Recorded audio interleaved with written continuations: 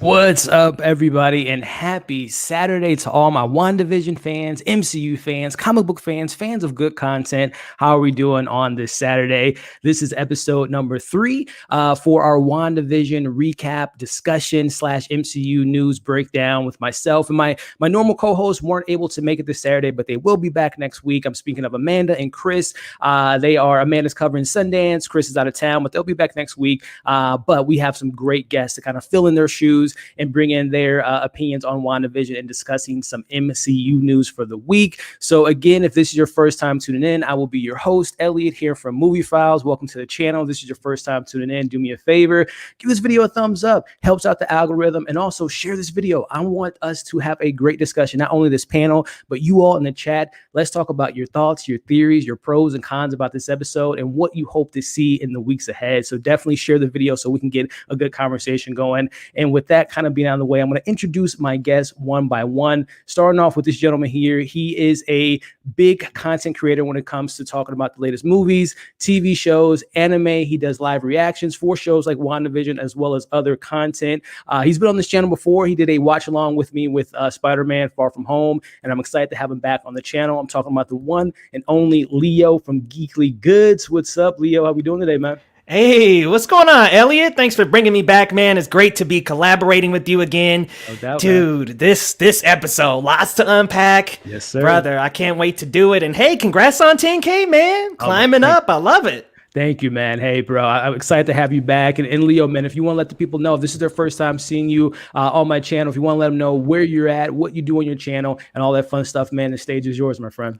Right on, man. Well, hey, Elliot gave me such a great intro. You really know how to make somebody feel like royalty, my man. But come on over to Geekly Goods over on YouTube, you guys. I do the latest in movies, TV shows, a little sprinkle of anime and gaming in there as well. And I cover news, do reactions, and reviews. Coming up, we got Judas and the Black Messiah dropping on Monday. Got a review for Earwig and the Witch, which is the latest Studio Ghibli film. Got that dropping tomorrow. So a lot coming up on the Geekly Goods channel, of course, as usual. Talking about this WandaVision show, you guys. I mean, this is such a huge show with so much to unpack, so many theories, so many big things. It's so daring for Marvel to actually go with this first instead of the Falcon and the Winter Soldier. So I can't wait, you guys. I also do live streams on Wednesday nights, breaking down the latest trailers with a co-host of mine over at Minute Movie Pop. Her name is Steph. We do that every Wednesday at 7 o'clock p.m. MT. Guys, come on over to the channel, youtube.com/geeklygoods, and I'll see you guys there.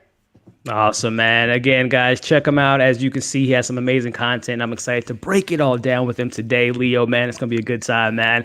Well, we got some other guests on the panel as well. And this gentleman here, he's a fan of comics. He is a encyclopedia for comics. He breaks down comics. He dives into what it means, what it can mean for DC, MCU, and so on and so forth. He is a great content creator. He has a great YouTube channel. I'm talking about the one and only Owen, joining us from the UK, man. What's going on, Owen?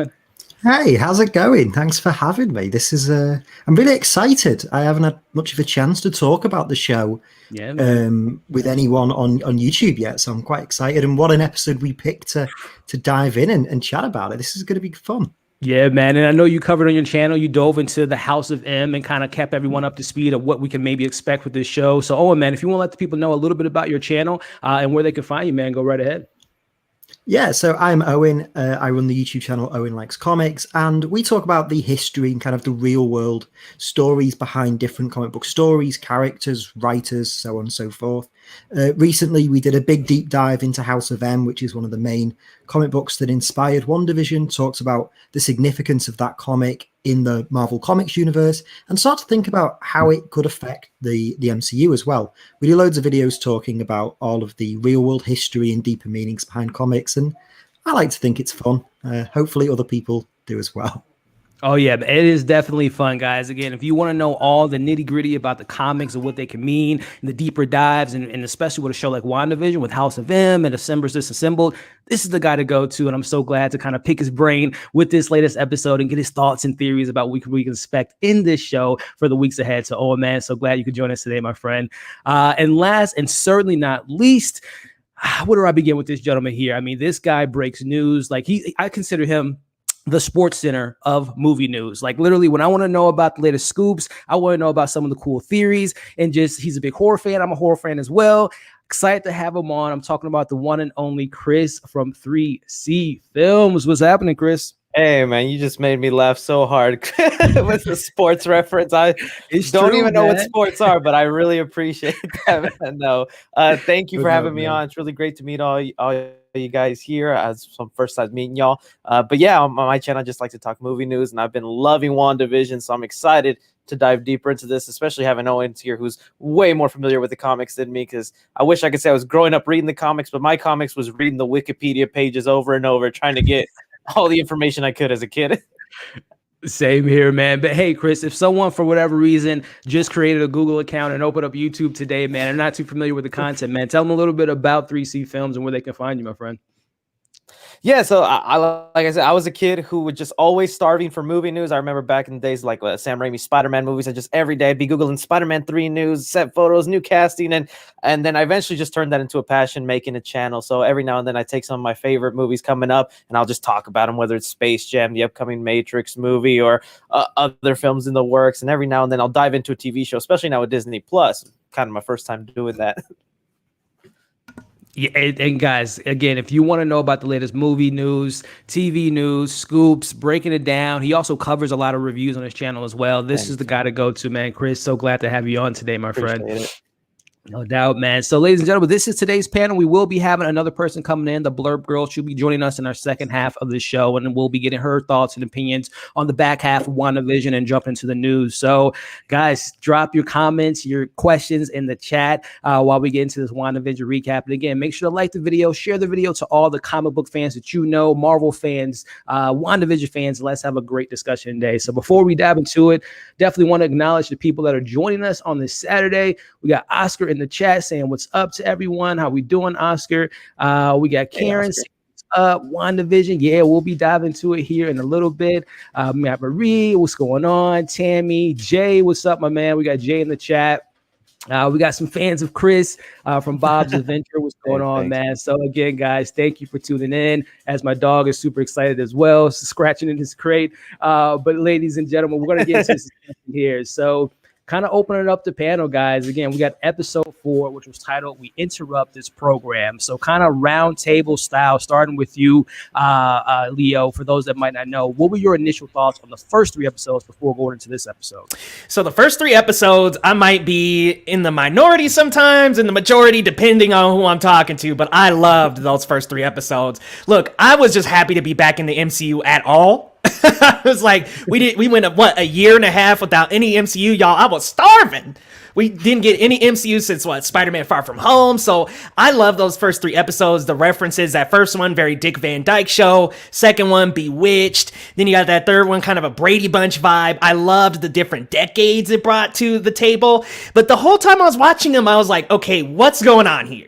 And it set up this mystery that was breadcrumbing us to the bigger story that's going on outside, which we got into finally in episode 4. Mm-hmm. So I got a preview of the first 3 episodes, and now that we got to see episode 4, I was like, okay, I see why they only gave us the first 3, because, man, after that, we started opening up so many more doors. But I really enjoyed those first 3 episodes. Such a cool ode to old school sitcoms. I used to watch, when I was younger, I used to watch those with my parents all the time, so it was nice to just kind of rewind time a little bit and get that in the WandaVision stuff. So what a great blend of sitcom and MCU they did in those first 3 episodes. And I'm just looking forward to more of this mystery, because now we got some answers to questions that I had wondered so much in those first 3 episodes, like who's on the radio, all those different questions. And I'm ready to dive into some more, you guys. I'm like so excited. These first 3 were really good, but this 4th one completely turned the tables. Yeah, I'm right there with you, Leo. Say, toss it to you, Chris, in regards to just your initial thoughts on the first 3 episodes, and I guess kind of expectations for this 4th episode.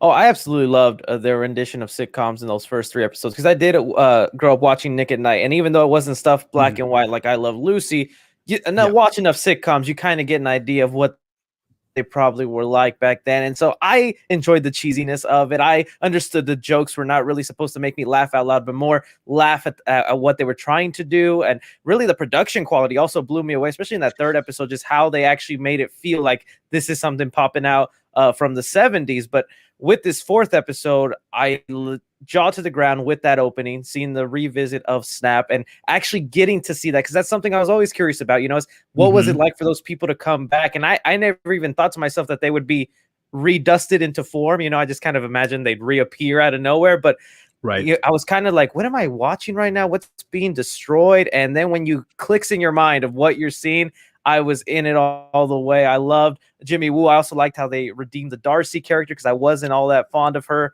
in the other movies, and I feel like they did so much for her in this like 20-minute episode, other than like what they did in those other movies. So I'm really loving WandaVision right now. Yeah, man, that we'll definitely dive into that opening sequence. But I was kind of on the same board with you. I watched some of those shows growing up, but seeing Marvel kind of put their spin to it, paying homage and having fun with it. And obviously, we'll get back to that probably next week with jumping to the 80s. But I was really a big fan of kind of how they brought that to light. But yeah, tossing it to you, Owen, man, just your initial thoughts on those first 3 episodes. Were you, because I know there were some people that even MCU Marvel fans, they weren't really vibing with some of the first 3 episodes. They didn't feel like it was necessarily a plot. We were just kind of rewatching these episodes of them kind of recreating the 50s, 60s, and 70s. And a lot of people just thought like, well, I guess I'll just look for the Easter egg for the week and not really kind of sticking onto the story. So just kind of your thoughts on the first 3 episodes and if you were a fan of those.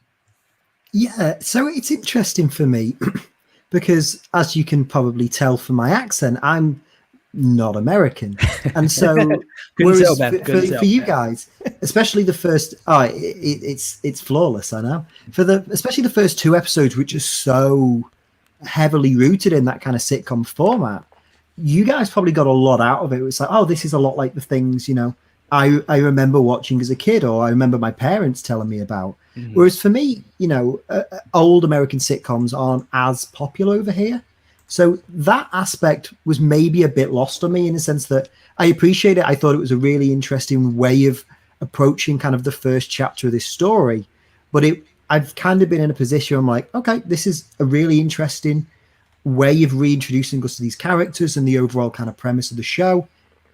Now let's get weird, basically. Because there's kind of, like we talked about, there's in the first 2 episodes, the kind of little hints of very kind of uncomfortable and weird things going on. Episode 3, you have the scene with Wanda and Geraldine, and it's like, okay, we're starting to kind of unravel the weirdness going on at play here. And then this episode kind of, like you guys said, they released the first 3 episodes out to some critics early, and you can definitely see why those 3 episodes got lumped together, because this episode is really what kind of pushes the show forward in a lot of ways, and we kind of pull back and see maybe not the full picture, but we get a greater scope of what's really going on, and how people not in Westview, people outside of that, are starting to perceive what's going on with Wanda and with everything that's going on here. And yeah, I thought honestly this was probably my favorite episode of the show so far.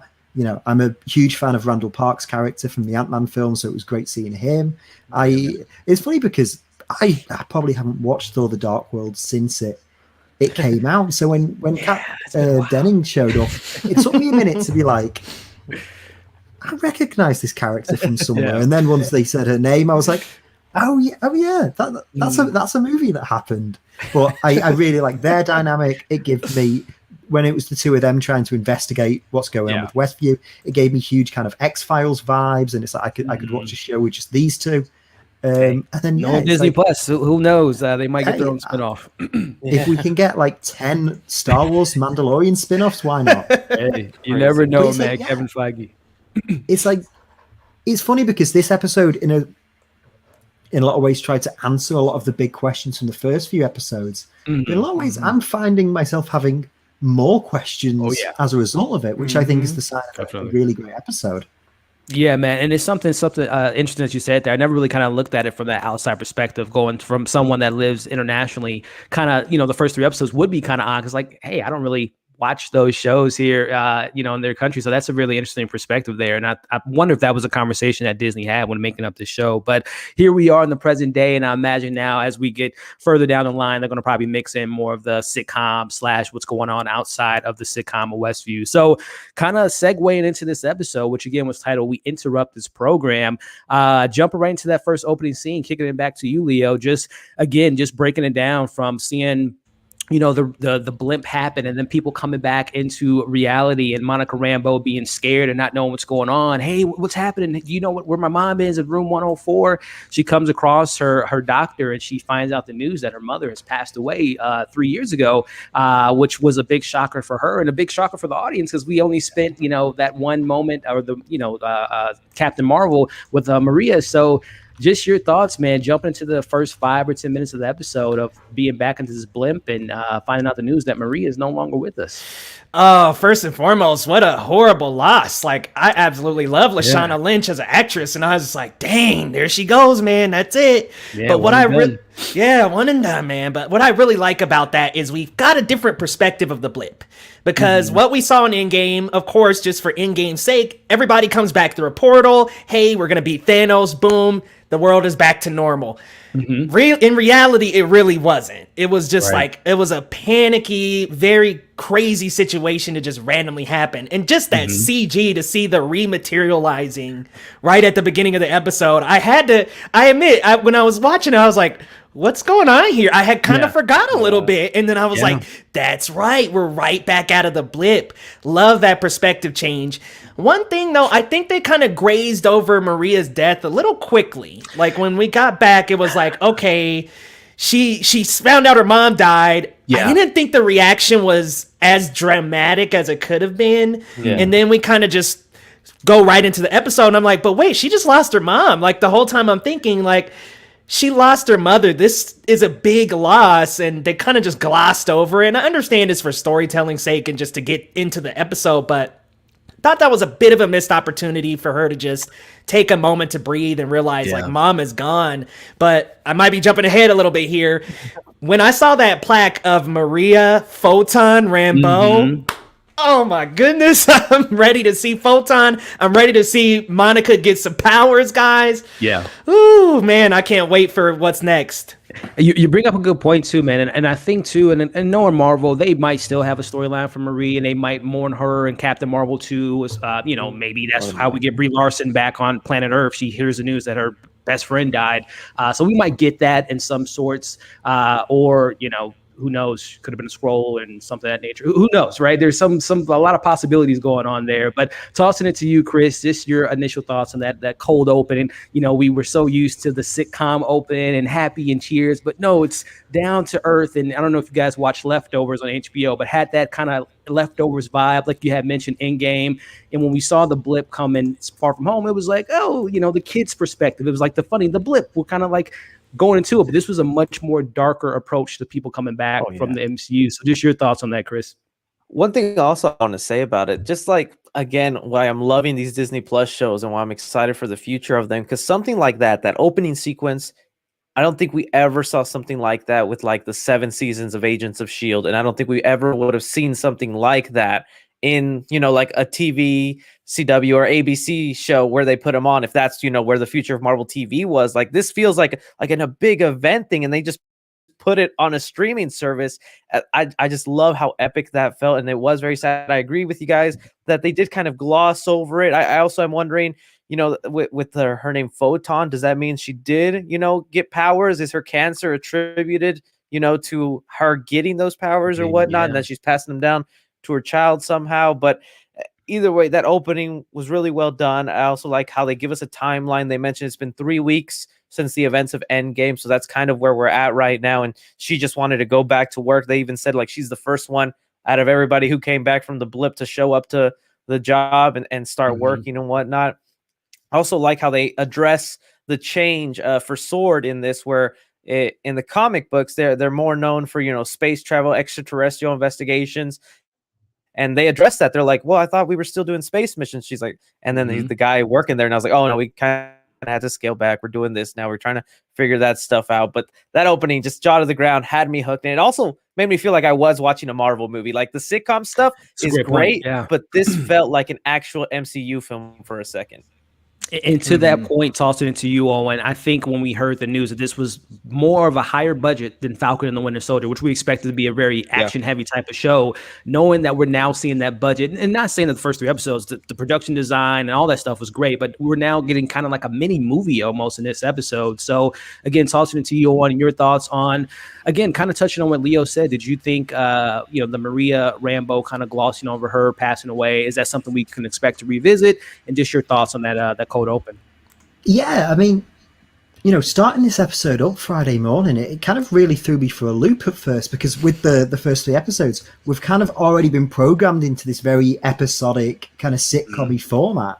And to just be thrown in, like you said, what looks and feels like the opening to an MCU film was a really interesting way of what the episode was going to do later on, which is kind of pull us out of that kind of Wanda's kind of world that she's kind of conjured for herself. And it's interesting because, like I said, we never really saw what it was like for people to come back. We saw obviously all the heroes show up through the portals in Endgame. We heard about kids coming back in Far From Home, but we never like physically saw what it looked like for people to kind of return. And it's interesting because it's like the inversion of them getting snapped away, but it's so chaotic. It reminds me of the scenes in Infinity War early on, where the streets are just kind of pure chaos and everyone's running around frantically. Like that scene in the hospital, I thought was fantastic, and it really makes you remember, like, oh yeah, we are, because the first 3 episodes are so self-contained and so kind of on its own. It's like, oh yeah, this is the MCU, it's back. And I just thought, I'm a big sucker for getting kind of the perspectives of ordinary people in superhero stories. Ground level, for sure. It's something that makes me love the Raimi films so much. It's something that makes me love the first Avengers movie so much. And I think it's something that's kind of been lost a little bit recently with Marvel, because the stakes are so high, and it's, end of the universe and intergalactic threats. There are times when we don't really focus on the ordinary people as much. And so to jump into this episode and really see how the blip affected just ordinary people, I thought was really interesting. In regards to Maria, it's like, I think for as big as a character she was in the first Captain Marvel movie, she probably could have got a bit more of a bigger kind of send-off. But these are only 30-minute episodes, and while Mark not even with those 6-minute credits, for real. Once you factor in the long credits and the commercial breaks, it's kind of more like 20 odd. But it's like, Monica's clearly a big character in the show, but she's not the focus of the series, right? And so it's like you can't spend too much time dwelling on that aspect. I think, you guys suggested, I think you could see that be quite a big part of Captain Marvel 2, in the fact that Maria's gone, and you could do some kind of more flashbacks with her and Carol and really build on the friendship and the relationship. I think there's a lot of interesting things you can do there. And, it would have been nice to have a bit more, but really they kind of had to just set the scene for, this is who Monica is now, this is where she's at, this is what she's going through, here's a mission. We kind of had to kind of almost like push it out the door. Like, no, come on, we've got a story to tell here. And I think too, I get it, but yeah.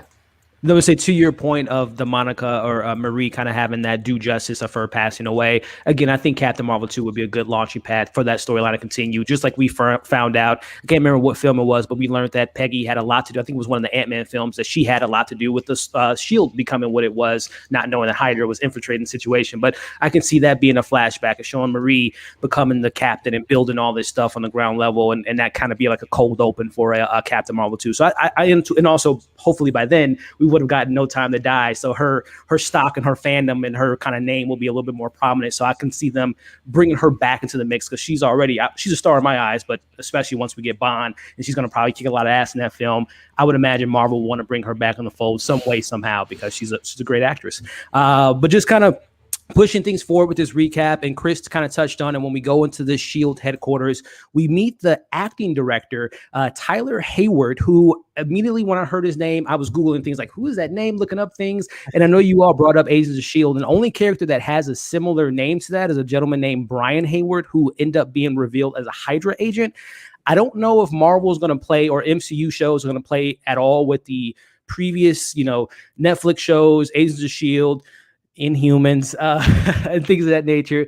But it was interesting that someone did bring up that, I guess, the commercial we got with the Hydra soap was something that Coulson had in Agents of S.H.I.E.L.D., that it was like a mind warping. It made you do, like, I don't remember that whole thing. So I don't know if we can expect Tyler, because he gave me villain vibes. I don't know if Tyler is a Skrull in disguise, a Super Skrull, a Hydra agent, an AIM agent, some type of agent that's really not, you know, a good guy. But just tossing it to you, Leo, that kind of exposition of meeting Tyler, and just kind of, what kind of vibes is Tyler giving you, man, Mr. Hayward? Oh man, so creepy. Like it was just like, as soon as we saw him, I was like, he's really sketchy. And I agree with you. I think he could be tied to Hydra just because the connections to Agents of S.H.I.E.L.D., they had Hydra soak, which is like, okay, that's the second commercial after the watch. It seems to me Hydra has to be playing into this somehow. So he definitely could be a tie into Hydra.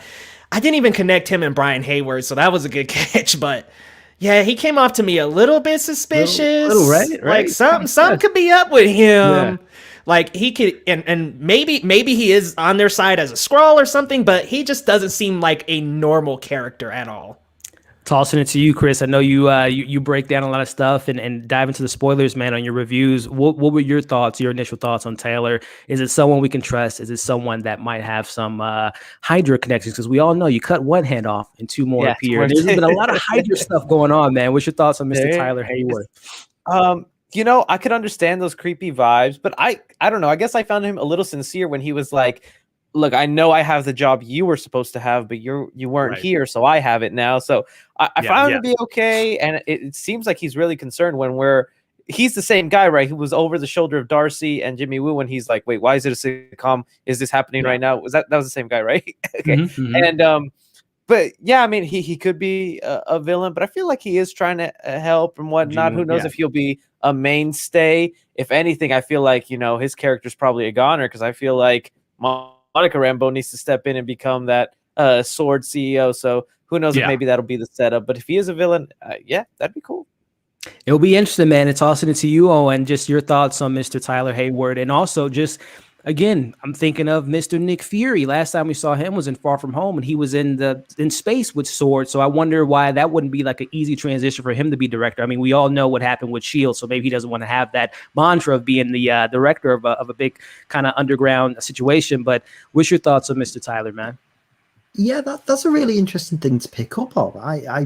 I'm not too familiar with Agents of S.H.I.E.L.D. It's not something I stayed watching for very long. Yeah, so same. that was something that kind of flew over my head, but that's a really interesting connection. You know, it could be purely coincidental, but given that Tyler Hayward isn't a character from the comics, at least as far as I know, you know, maybe there's a reason why they chose that name.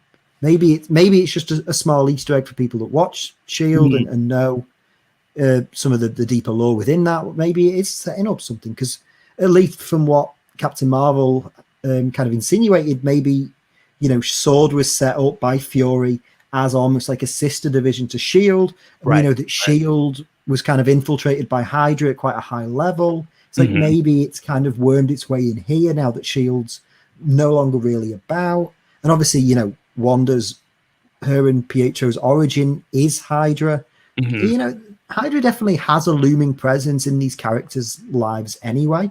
The Hydra soap commercial we got in one of the previous episodes, I kind of took that more as just, you know, she grew up essentially as a Hydra super soldier, and she grew up kind of with Baron von Strucker and all that stuff. So I kind of took the same way that the Stark Toaster was kind of like a PTSD of what happened to her parents. Yeah, I'm kind of seeing those as more of like repressed memories from her childhood. But there is kind of a looming presence of Hydra. I do just generally in these MCU shows hope we get a bit more of Hydra, because I think that's something that's kind of been underutilized by Marvel so far in the films. I think that Hydra is a really interesting organization, and there's still so much more we could do with it. So maybe it's just setting some things up here that might bleed into some of the other shows. But yeah, I think it's like a lot of things in this episode, it just opens up possibilities. Oh yeah, I mean we still have alternate version of Hydras and alternate universes. We still have maybe the creation of AIM with Von Van Strucker having that being created, and MODOK and later future MCU stuff. So there's definitely some Hydra still out there that I believe will make their way into the show potentially. But going to something that Marie and Tyler were talking about on their way to his office, I didn't take it as a throwaway line. I kind of, when I rewatched it earlier today, when Tyler mentions to Marie that you were the first one, Leo, you touched on it. You were the first one to come back after the blip. I've either had people are still shooken up or they're still lost somewhere, which I was looking online, and this isn't my theory. I definitely don't want to take credit for it, but some people were theorizing that that reference could have meant that they were maybe pointing us towards Fantastic Four, that people were lost out in space, and maybe that blip and them coming back, negative zone, quantum realm, or whatever the case may be. So again, I'm a big fan of Marvel. I don't think they have throwaway lines. So I think that line of there are people still lost in space may come back and plant the seeds for the Fantastic Four. Just your thoughts on that, Leo? Oh man, well, I love Fantastic Four. I did not pick up on that, but I love that people are picking up on these little details and things like that.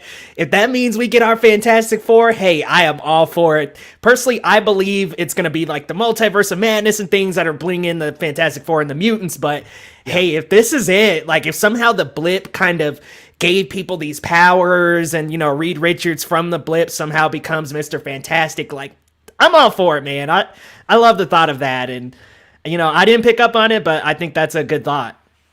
Tossing it to you, Chris, it's the idea of people being lost in space and knowing that there's a space program. Again, Photon, maybe we'll see Marie take her way up to space and kind of getting her powers in that sense. But what's your kind of thoughts on that throwaway line or maybe important line of people being lost in space? And who knows if that is the Fantastic Four? Yeah, I definitely heard that theory, and I was so fascinated by it because even in the opening, they make it seem like wherever you were when the blip happened, that's exactly where you come right back. And you even see, like, for a split second, there's a guy who just reappears out of bed, and the woman does not recognize who this guy is. She was just kind of freaked out that he appeared. So that throwaway line where they're like, we got a space program, a bunch of astronauts just disappeared because, space, you're constantly moving. Spaceship's not exactly where you left it 5 years ago. Those people reappear in space who's just floating in space. That could be the Fantastic Four crew, getting into, I don't know, like the negative zone or into a wormhole or something like that. That would be a great setup, would make a lot of sense. I'm still curious to see how they're going to even implement the mutants. Everyone has that theory that Wanda's going to somehow bring them in. We'll see. But yeah, I like that. And I even have another theory I heard when we get later into the episode I want to dive into as well. Definitely, man. Owen, man, tossing it to you on just thoughts of Fantastic Four. And again, there's a reason why, a happy accident in a way that this is the first project of Phase 4, and this could plant the seeds for Fantastic Four, X-Men. We talked about Magneto off screen, but just kind of your thoughts on what that line could have meant of people being lost in space. Yeah, honestly, you probably saw as soon as you said the words Fantastic Four how much my face lit up. There are a few people that really want a good Fantastic Four movie more than me. And Chris, I think that was a really interesting theory you had there about, people showing up exactly where they were. If Reed Richards and the gang were just on a normal space mission when they left, 5 years later, they come back on the same ship. And, they're in the middle of a cosmic ray storm or whatever. Yeah. That's they end up going through a wormhole into the negative zone or, something to do with like Galactus and cosmic energy. That's a pretty good way of introducing them, honestly. It's not something I'd considered, but that would work quite nicely. We'll see, man. And again, this Phase 4 is definitely opening the gates for the future of the MCU. But cutting back into this kind of recap here, again, we learned the news that Marie was the one that built S.W.O.R.D. Again, I would just love to get a flashback and seeing how that all came about, and was Nick Fury involved in that, and exactly how long or far away from Captain Marvel in the 90s, when was S.W.O.R.D., I guess, initiated, because we've never heard of S.W.O.R.D. up until, the kind of post-end credit scene of Spider-Man Far From Home. So it kind of makes you wonder how secret they were underground in regards to that all set up. But just cutting back to it, we get Marie that hears the news. She has to go. She's grounded. Her mom's protocol was if you go up missing, you can't go back to your regular job. You kind of start on the ground level, which she has to go to New Jersey. to figure out a missing persons case. As we find out, it's a missing town. So this is where we get the introduction or reintroduction to Jimmy Woo coming back into the mix, and tossing it to you, Leo. He has the magic trick in hand, man. He's got the card. He's learned from Scott Lang, man. What were your thoughts on just kind of that whole setup? And I guess tossing the question again to you, just posing this in there. We hear that he was there because he had a person in the missing persons program, and that's what brought him there. So I guess twofold, just your thoughts of seeing Jimmy back, and your theories, man. Who the hell was in the protective program? Dottie, Agnes, what's your thoughts on that, man? I mean, there's so many theories. Like for me, and Chris, I know you actually hit me on Twitter with this one. I wonder what's going on with Dottie. Oh, no. Yeah, not at all. Didn't take it like that at all. But I was like, yo, what is going on with Dottie? Why is she not on the board? I know they were only covering people on the first episode, but I'm scratching my head and wondering, who's Dottie? Agnes doesn't have an ID. She's probably Agatha Harkness. But before all of that, what I found was so interesting is that Maria had a plan for Monica coming back. She believed that the people were going to come back from the blip. And there were a lot of people that, once they were gone, they were just gone. I mean, we start in game with a lot of people in a circle talking about the people they've lost. It was kind of just a life that they had to live and move on from. But out of everybody, Maria actually believed they would come back. So I thought that was an interesting detail, and I wonder if they'll revisit that somewhat in Captain Marvel 2 or come back to that. But man, Jimmy Woo is such a funny character. I loved his dynamic in Ant-Man 2, so I loved getting to see him come back, and he even got a little development by getting the magic trick right. So I love that. I'm wondering, I'm not entirely sure who could be that missing person. But I'm wondering if it could be Kamala Khan, or just because they're in that area. I'm not entirely sure who it could be, but I'm so curious to see. And I want to know why Dottie was missing from that board, because I think that there's a little bit more to all the women following her in that episode other than just a sitcom trope. I think there could be a little bit more to why they were following her. Maybe her and Agatha are working together to try to summon Mephisto. I just want to know a little bit more about those two. Hey, tossing it to you, Chris, man, taking up on, again, the introduction or the reintroduction to Jimmy Woo, and also just kind of your thoughts and theories on this. Is it a throwaway situation, just kind of a red herring about like there's really probably no one big and significant that's missing that Jimmy wasn't connecting to, or is a big time person that we're going to get in the mix here? What's your thoughts on that, man? Yes. So I love that little sequence where he does the magic trick, that confidence he has, and all that. It's just so fun, especially like if you see some people online who have put the clips together of him, curious about the trick, wanting to learn it, and then finally gets it. It's just kind of a cool little stuff I love that Marvel does. And that line is interesting. He's there looking for someone who's in the witness protection program that has gone missing inside Westview, so it seems like it's somebody in that town that's mixed in with Wanda. Now, this is the theory I heard, and again, long shot, probably 1% chance is accurate. Once I heard it kind of clicked with me. Okay. You guys remember the mailman character in that one episode? Where Agnes walks like, behind, hey, puts a gun to him, and then he's like, "Don't shoot, I'm just a messenger."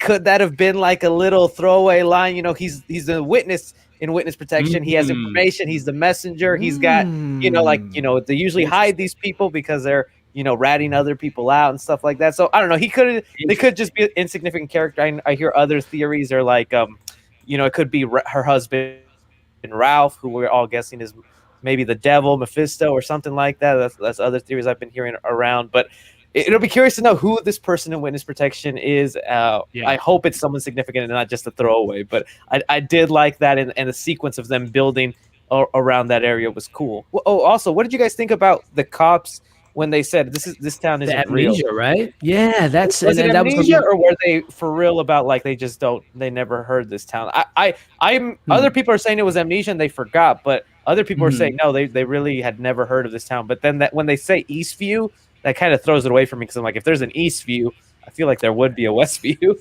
Yeah. To toss it to you, Owen, just your thoughts on Chris's question there. And again, just kind of your thoughts on maybe who that witness protection program person is. And just taking it from there, man.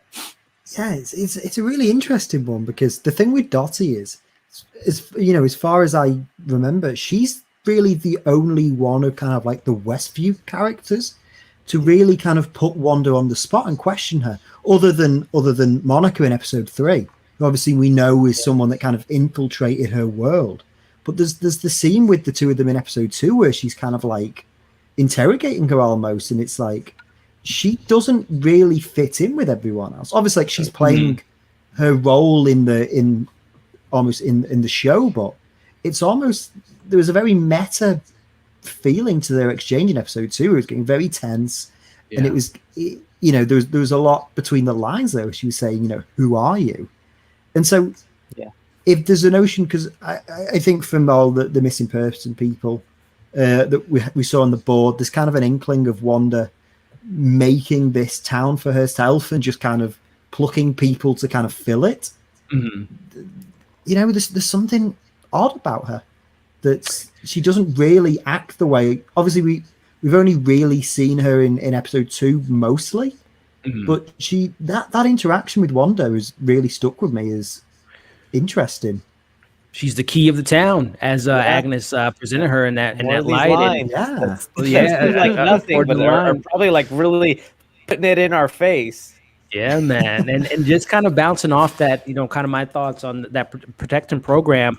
Again, if this is Agatha Harkness, what if she was somehow in a protective program and that's how she ends up in Westview? And I don't know how she would have gotten into connection with Wanda, but there is, precedence for them being friends and friends and enemies in the comics. And maybe this is kind of the manipulation of like, come to this town. Because again, when we go on this board, my first viewing of the episode, I thought that they were sword agents that were in the town, but no, they're just regular civilians that lived in this town from just rewatching the episode. So again, did she make a deal with Agnes or Agatha to kind of warp this reality that, again, I think Chris, you might have even pointed in your review yesterday that everything about one of the questions on the board was the hexagon shape. And again, being witches and being under a spell and being under this trance, that kind of explains the amnesia aspect of it all, where if you were at a certain radius, you don't have memory of this. It's part of the spell, whatever the case may be.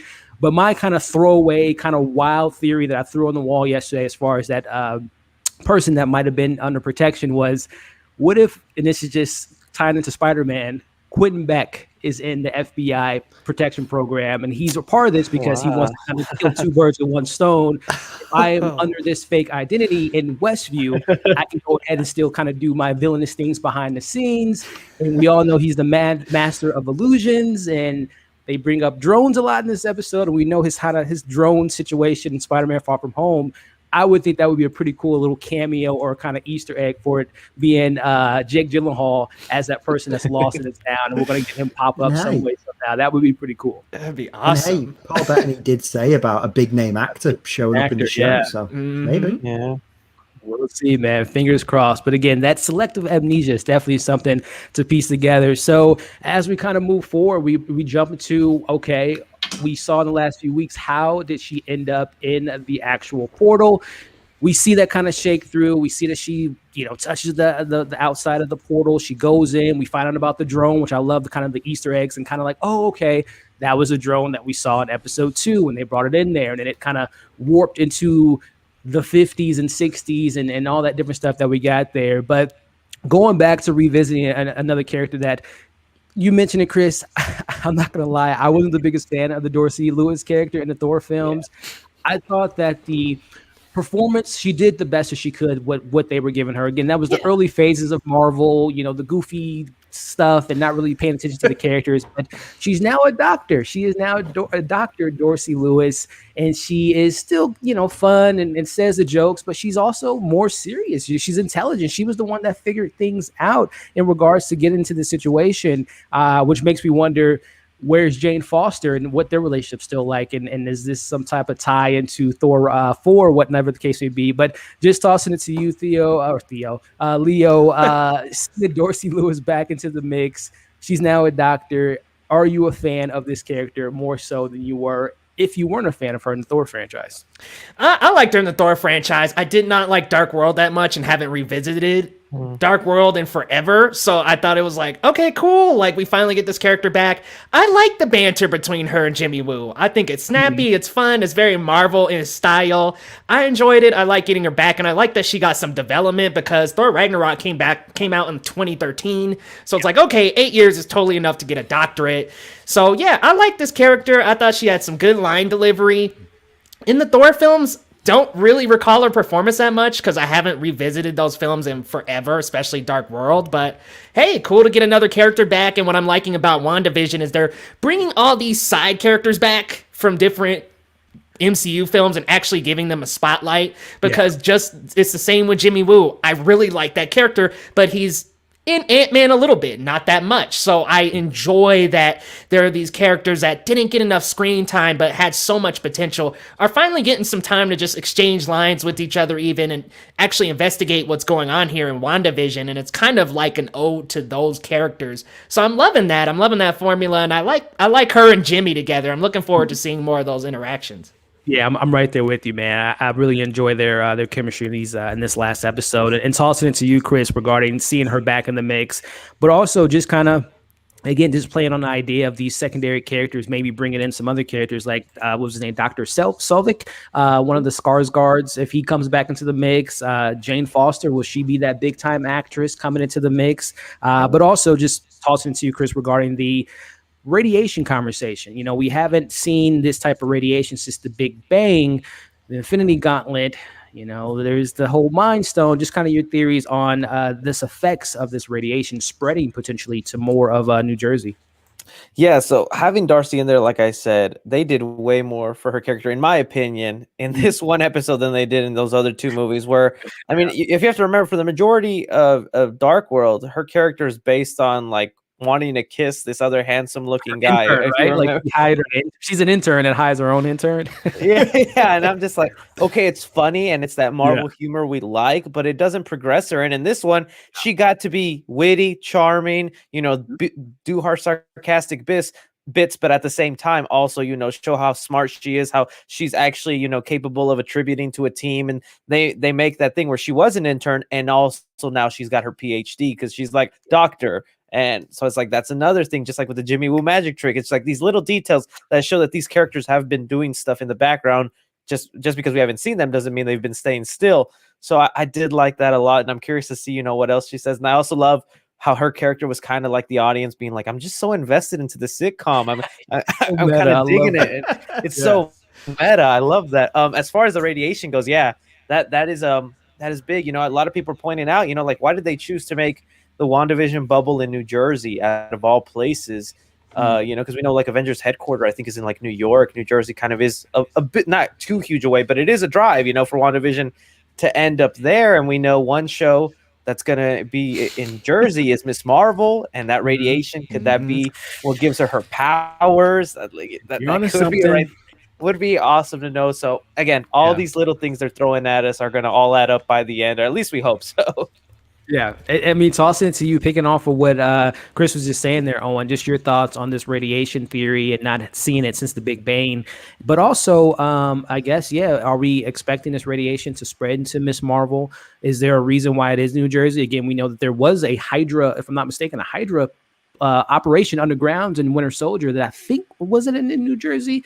So again, I don't know if Hydra is in Westview some way, somehow. Again, this protective program person might be a Hydra agent, but just kind of your thoughts on, again, Dorsey Lewis being back in the mix and this idea, this radiation being bigger than what we initially thought it was.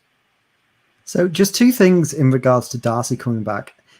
Firstly, as someone who's just started doing their own doctorate, 8 years is enough time. So, you know, especially with and what I like about that, seeing the way her character's progressed and seeing Agent Wu being able to do the magic trick, it really reminds you of that kind of 5-year jump we had with Endgame. Reminds you that obviously there's a lot of characters that kind of just left and came back that got snapped away. But for these other characters that didn't, their lives have evolved and moved on in that time. And while it's only kind of in very small ways, it is a kind of reminder of, you know, that people were gone for half a decade. People have grown up and changed quite a lot, and especially from the last time we saw them. And I thought that was a really interesting little thing to add into it. And it's funny because, as I think everyone has said here, I haven't watched Thor: The Dark World in years. It's been a while. It's been a while. When Kat Dennings showed up on the show, I was like, oh, I know her from something. And I was like, oh yeah, she's an MCU character. But it's like, but yeah, I thought introducing her and bringing her back, she was a great, almost kind of like POV character in that episode. And that she's kind of, especially as we start to figure out more of what's going on in this story and understand that like Wanda's kind of projecting this sitcom world, we're kind of learning about it through her eyes, which is a really interesting way of doing it. And her and Agent Woo together gave me like huge X-Files vibes, and I could watch those two solve mysteries all day. But in regards to the energy that it's giving off the Big Bang, obviously that alludes to the Infinity Stones. Yeah. But and it's making me think something. It's like, so Vision's alive. He has an Infinity Stone in his head. But as we know, Captain America returned all the stones. What did he do with the stone that was in Vision's head? How did he return that? Yeah, it's just it's something I hadn't considered, because Vision died. Yeah, because it's like Vision died before everything happened. It's not like he was someone that was brought back because of Tony at the end of Endgame. He's just someone that's gone. And how did Wanda find it and kind of stick it on his horrifically scary grey body? Did she kind of use that stone to create this reality combined with her own powers? Because if you remember in Endgame, when they find Thanos is on his kind of retirement home planet, they find it because it's giving off a radiation signal.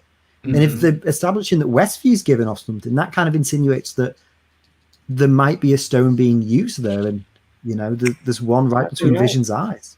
It's a good point, man. And again, just even tossing it back to Infinity War with Shuri extracting the Mind Stone from Vision. Who knows how much information she was able to get from that before everything kind of shook out. So maybe that's another character that can pop into the mix, is seeing a flashback of Shuri giving Wanda whatever fragments of Vision she was able to pull from the Mind Stone. And like you just mentioned, Owen, she's a powerful being that she was able to manipulate the Mind Stone and kind of, like you just alluded to, kind of put it back in Vision and make her own Vision again. Because again, he's not a human.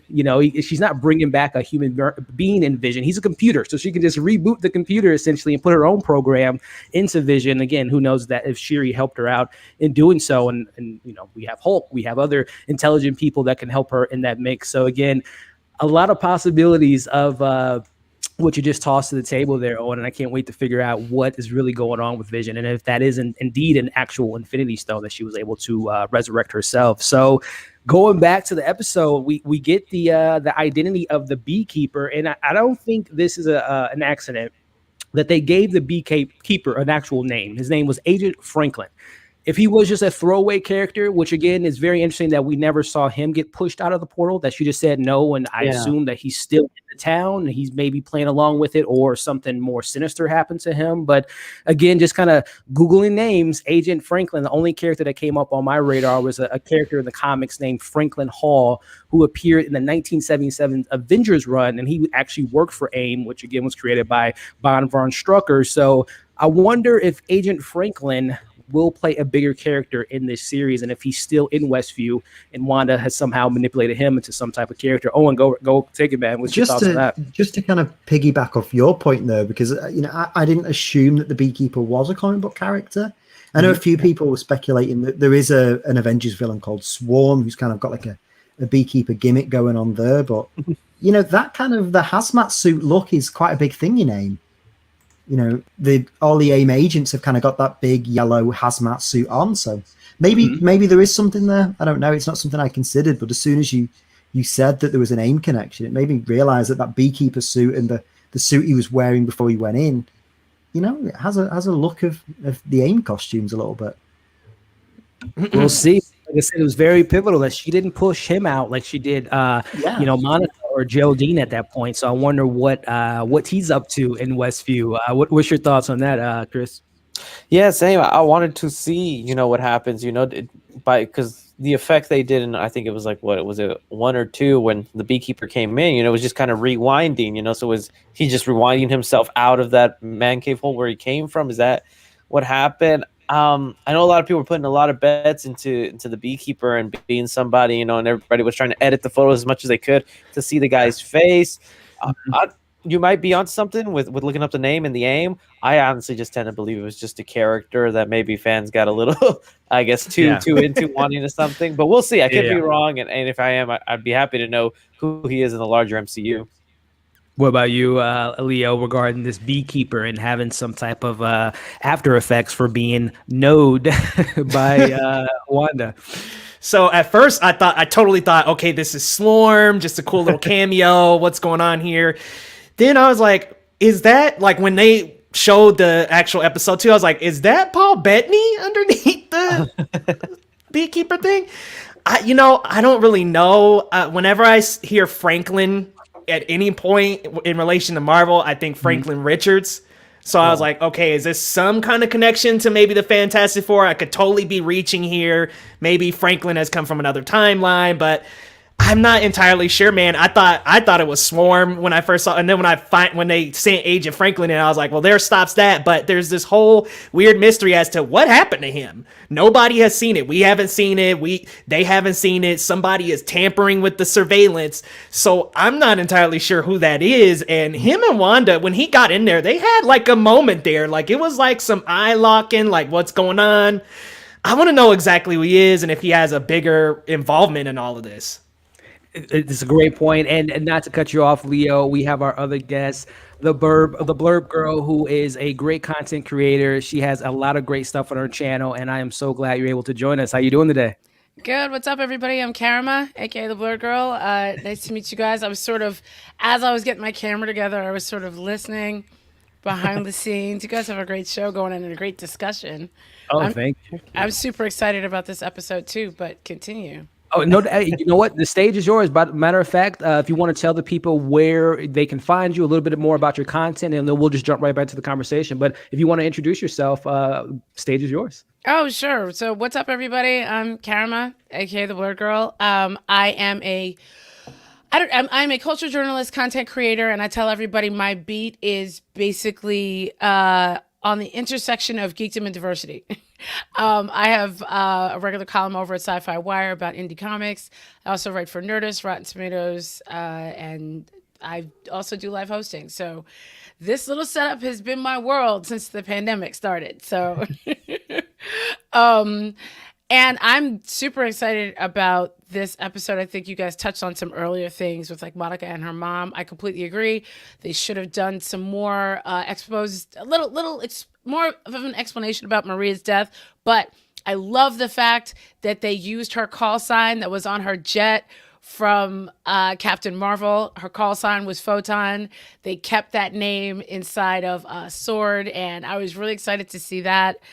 I also thought that, all the people that we're seeing from Darcy, played by Kat Dennings, and Agent Wu, this is all really, really amazing, seeing the other side of the veil. Mm-hmm. And I have a whole bunch of theories as to who's controlling who and what's going on, but I'll let you guys continue the conversation. Hey, no doubt. Again, guys, all of my wonderful guests, their links are in the bio. Check them out. They have a great content. They speak about not only comics, but things that are going on and other pop culture sides of things. So definitely show them some support. So yeah, just jumping right back into it, and I'll toss it to you, the Blurb Girl, in regards to the Beekeeper and him not being kicked out. And is there something going on with that character? Just kind of your thoughts on that moment. Well, this actually kind of ties into several things for me, but they're really deep cuts, so I don't know whether or not they're gonna actually exist. So well, first of all, we saw him come through, like everybody who comes through into this world, their outfits are changed. Even the drone changed into, I'm sure you guys already talked about that. So he had on a regular hazmat suit, which turned into a Beekeeper suit. I do not believe it's going to be the villain that everybody thought it was going to be from Marvel. What I do think it is they kept calling him Franklin. We don't know if that was his first name or his last name. And this is this is the theory that I have going on. A lot of people, we all talk about Agatha Harkness, whether or not, Agnes is, a portmanteau on that name. But Agatha had a son named Nick Scratch. And that little bunny that she brought to the magic show was Senor Scratchy. And Nick Scratch's ability was he was a warlock, and he was also Agnes's child. And they lived in a neighborhood that was hidden from view in Colorado. And that's the old, like the cover got like a few different comics. And then now Agnes left at one point. I can't remember why, but she wanted to like sort of be around humans more and stuff and just hang out with regular people. And her son became very resentful as he grew up without her, and basically sent for somebody to bring her back inside of this bubble, kidnap her, and not let her leave. So the other person he kidnapped was Franklin Richards. So that Franklin triggered all of that for me, which is a completely different angle that you guys are going in.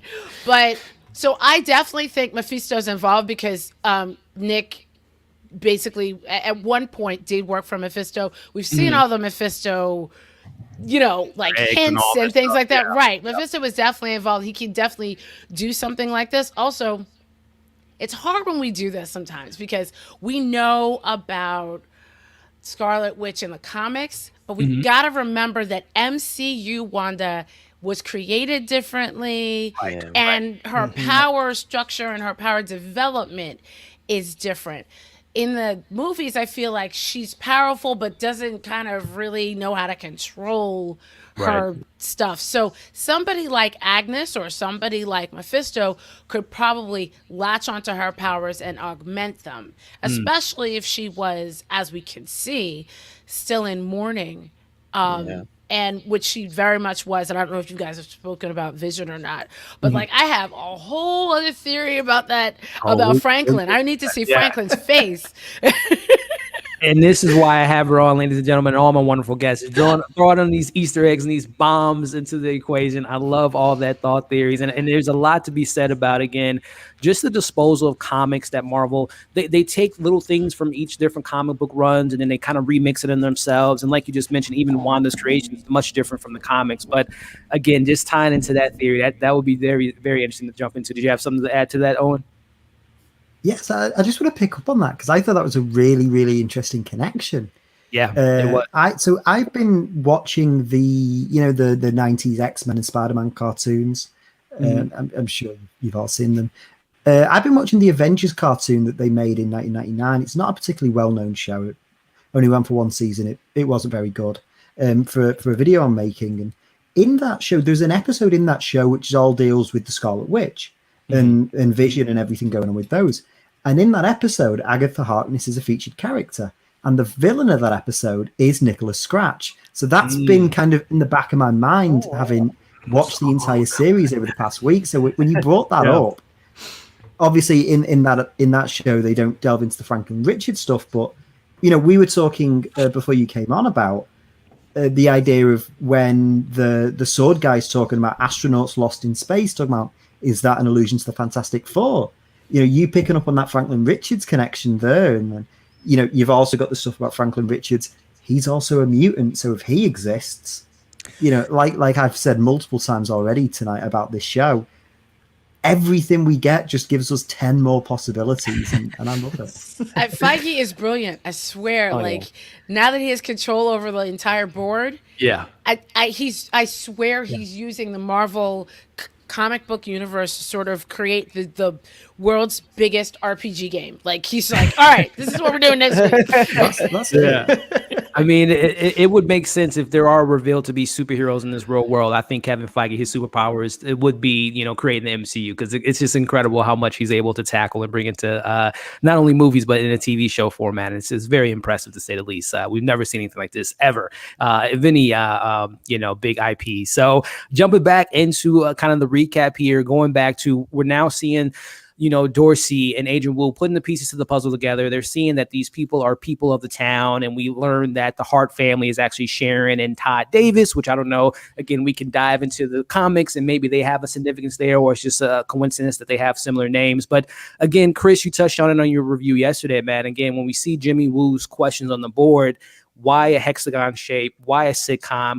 Same time and space. Is Vision alive? Question mark. Are there scrolls in there? Was another thing on the board.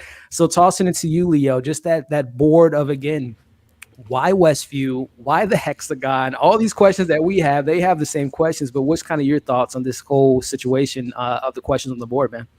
It really just confirmed that Agnes, we've been suspicious about her. She's probably Agatha Harkness. Mm-hmm. I, again, want to come back to why Dottie wasn't on there. Hexagon shape, I'm definitely thinking Mephisto has a lot to do with that, but I just want to know some more about this character, Dottie. What's going on with her? Owen actually brought it up a little bit earlier of she has such a strange moment with Wanda in that second episode where they're so tense, and she's the only one really that has stopped Wanda and questioned her. Yeah. Okay, who are you? What's going on? It makes me think she has some kind of bigger involvement with this. And even when they saw her on the episode, they kind of just referenced, oh, she's talking to somebody new right now. But it just makes me wonder, who the heck is Dottie? Like, I think that she has a bigger involvement in this, and they're kind of grazing over her character for a reason. I think she is some kind of character in Marvel, some kind of maybe another witch or somebody that is behind the scenes also pulling the strings. I just think she has a much bigger involvement than kind of what we're seeing here. It just feels like she's being grazed over on purpose. But again, everybody's following her. There's this kind of, and I know that's like a sitcom trope of like, oh, there's the trophy lady of the neighborhood, but I really think that there's something going on there with Dottie, that she has a bigger involvement in this. And I just think maybe her and Agatha Harkness could be working together. I don't know, man. I want to know some more about her, because everybody else was identified on that board except for Agnes, and Dottie didn't even have a photo. So I just want to know, who the heck is Dottie?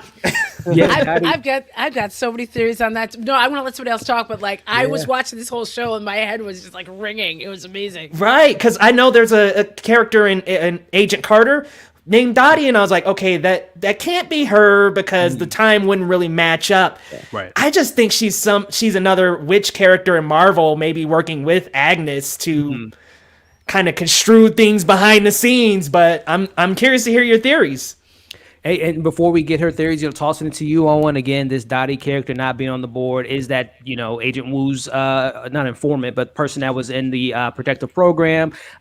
Is it someone, again, if we're tying this to Agatha, is it a supreme witch? Is it someone that was a part of the Salem trials? Is it someone that's connected to, Mephisto in some sense? But, also Ralph. We still haven't got anything about Ralph. And also, I think someone mentioned in the chat, we didn't get a picture of the doctor who, gave birth to, or was going to give birth to the Tommy and Billy, but he wasn't on the board neither. So just taking it from there, Owen, what's your thoughts? And again, these mystery players on the board. See, I didn't pick up on the doctor not being there. And I think that's possibly the most interesting part of it, is the person who delivers the children, isn't real. Which is the theory I'm going with, is that I think the majority of the people in Westview are just people Wanda or whoever's orchestrating this is kind of plucked to fill the town, basically. But without getting too much into where I think this is necessarily going and where it goes from the comics, because that doctor only seems to show up when needed. He's not a recurring character in the town like a lot of the other people we see in the show that are, when it's kind of everyone's there, you kind of like, okay, that's the people from Vision's work, that's the people from, wherever. He's only showed up when it concerns the children, and the whole For the Children thing has been a big recurring theme throughout the entire thing. And, that's something that stuck with me a lot.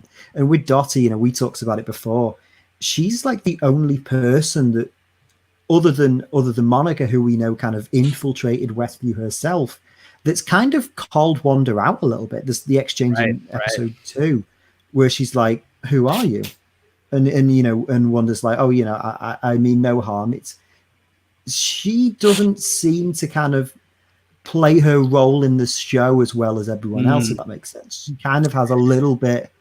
It's almost like that moment, because where Wanda hears the radio, it's like she's losing her control over everyone, and for a brief moment, Dottie kind of almost realizes that things aren't right. That moment is just really interesting. I think that the fact that she's not on the board, and I think the fact that the Doctor's not on the board, the fact that the Doctor only shows up when it regards the children, Dottie's whole thing is for the children. I don't think it's a coincidence that they're the two characters that aren't on the board, as well as Agnes, and obviously with the theory surrounding who she is. All three of them are linked back to the children, and that's just, I haven't quite figured out how that works, but that connection is just really interesting to me. And something you said there too regarding the Doctor, remember that line that he said in episode 3, episode 3, it's, I'm going to Bermuda. It's like I can't escape. He did say he was going on vacation. He couldn't escape. So that's a very interesting line that he brought up there. And also going back to your Dottie conversation regarding she's the only one that calls Wanda out. It's almost like, what if Wanda kind of threw a wrench into her equation? What if she actually created Westview before Wanda even got into the situation, and she is just playing on the theory that she's maybe a supreme witch of her own, and she controls this town, and once Wanda comes into the mix, she can see through her facade that she has going on and not playing a role into her thing that she was creating until she now got into the mix, and maybe Mephisto's like tied into the mix there. But there's a lot to look forward to and for discovering who Dottie is, which I'm going to toss it right to you, the Blurber. What's those theories? What's your thoughts? Taking it from there. I got several theories. Now, this is just based on the fact that Mephisto's energy can be actually by Wanda, and because of how powerful she is. Remember, in the comics, she used portions of Mephisto's energy and his soul to create her children. I think we have established in this episode that the town of Westview existed, but whatever is controlling it, which is something that Mephisto could do, has taken over everybody's mind. So they don't know who they are or why they're there or anything like that. My theory, long TLDR, is that Dottie is Mephisto. And that Dottie is just a manifestation that he's put in this town, because remember, controlling everything, the devil's in the details. Right. The person that he doesn't get along with the most. And remember, everybody who's in there loses their memory. So even if Agnes showed up as a witch to confront him, if she gets sucked into this bubble, all she knows is she's always in opposition. She doesn't know inside of this world. Even Monica didn't fight. Like, that's why there's little things that she remembered when Wanda said Pietro. She's like, wait a minute. I know who that is. Ultron. So like her memory started to come back because something from the outside pierced that veil. I think Dottie, if she is not fully Mephisto, is an agent of Mephisto that is there to keep tabs on everything. Because remember, the only way that she could jar Wanda back is by like her cutting herself. And no reaction to bleeding hand. It's like, you know what? I'm going to take care of this. And I'm like, no one else thinks this is weird. But yeah, I honestly think, and then also remember in the comics, she created her children out of Mephisto's energy. And then he returned that energy back to his soul. I guess it was parts of his soul. The children died, which basically is sort of how House of M happened. Kind of springboard, yeah. But I think if Dottie is not Mephisto himself, she is an agent of him. I'm loving where this conversation is going, and tossing it to you, Chris, is kind of going off of that point again. If we're dealing with Mephisto, and if it is kind of, playing into the comics, he's he has his own dimension, right? And this could create his own dimension here, hell on earth, if you want to call it that. I don't know if we'll get hell on earth in the PG show, but we'll see. But again, if we are playing on what, we were just talking about, and the idea of different realms, people get into the mix. Some people were theorizing Nightmare could be in the equation. I don't know if Nightmare and Mephisto can work on the same realm, can work in the same dimension, if they're fighting for the same thing. But just tossing it to you, Chris, this idea of Dottie being bigger than we initially thought, and she controls the town. If you're in with Dottie, you're making good things happen. Yeah, I mean, it's like that line they said, she's the key to the town. Is that literal? Is that really what's going on? And that's a good idea that she could be Mephisto. A lot of people think it might be a guy, but I mean, it could very well be her. And even also just thinking, I know it's like we haven't seen this scene yet, so we don't know the full context, but I go back to that scene in the trailer where like Agnes just kind of snaps out of it, looks at Vision and goes, "Am I dead?" And Vision's like, "Why?" And he's like, "Because you are." So like she's still in a trance. We think she's in control. We think we know everything that she's doing, because I don't know, she kind of seems sneakier just with a fake smile all the time, but she could just very well be someone who is accidentally manipulated into that situation, was trying to do something, got sucked into the bubble. But Dottie, also interesting that Wanda didn't decide to confront Dottie or saw her as a threat the same way she saw Monica. As soon as Monica started getting out of her reality and seeing like what's going on, same way Dottie did, Wanda didn't like get angry and want to push her out. She just kind of tilted her head in shock. And so it's interesting to see who she picks as the people to kick out and who to just fast forward the conversation to the next scene. It's a lot of great stuff there, man. And it's so much that I can't wait for it to see what's going on in the show. And it's something also, too, that I wrote down in regards to when everything was when we see, again, this is a great Easter egg. We figure out that it was, a lot of us theorized that it was Jimmy Woo that was coming through the radio with the scene with Dottie and Wagner. But it was a line that Dorothy said to James, to Jimmy, regarding, seeing Wanda wash the dishes. And she says, barf, because again, it's playing to the idea of women being housewives and washing dishes. I love Darcy. I love Darcy. That line to me, almost, again, just looking to a heavy little detail. We've heard the word, again, it's barf. It's a very, obviously we know what that means. But in the MCU, there is an acronym that stands for barf. Again, goes back to my Mysterio maybe being in that witness protection program. And we know that Mysterio was, or to say Quentin Beck, was upset with Tony Stark with using barf the way that he ended up using it. Again, if barf is somehow in this type of situation, some way, somehow, again, might be a throwaway line, but I thought that was really interesting that she used that word barf, and knowing the MCU has something with that. But again, going back to the recap here, Dorsey or Dottie being figuring out who she is, but you touched on it earlier, Chris, the meta nature of this episode, of them watching the episodes and having like moments of like, oh, they're having twins, or that stuff to me was just like pure entertainment. And I love that moment there.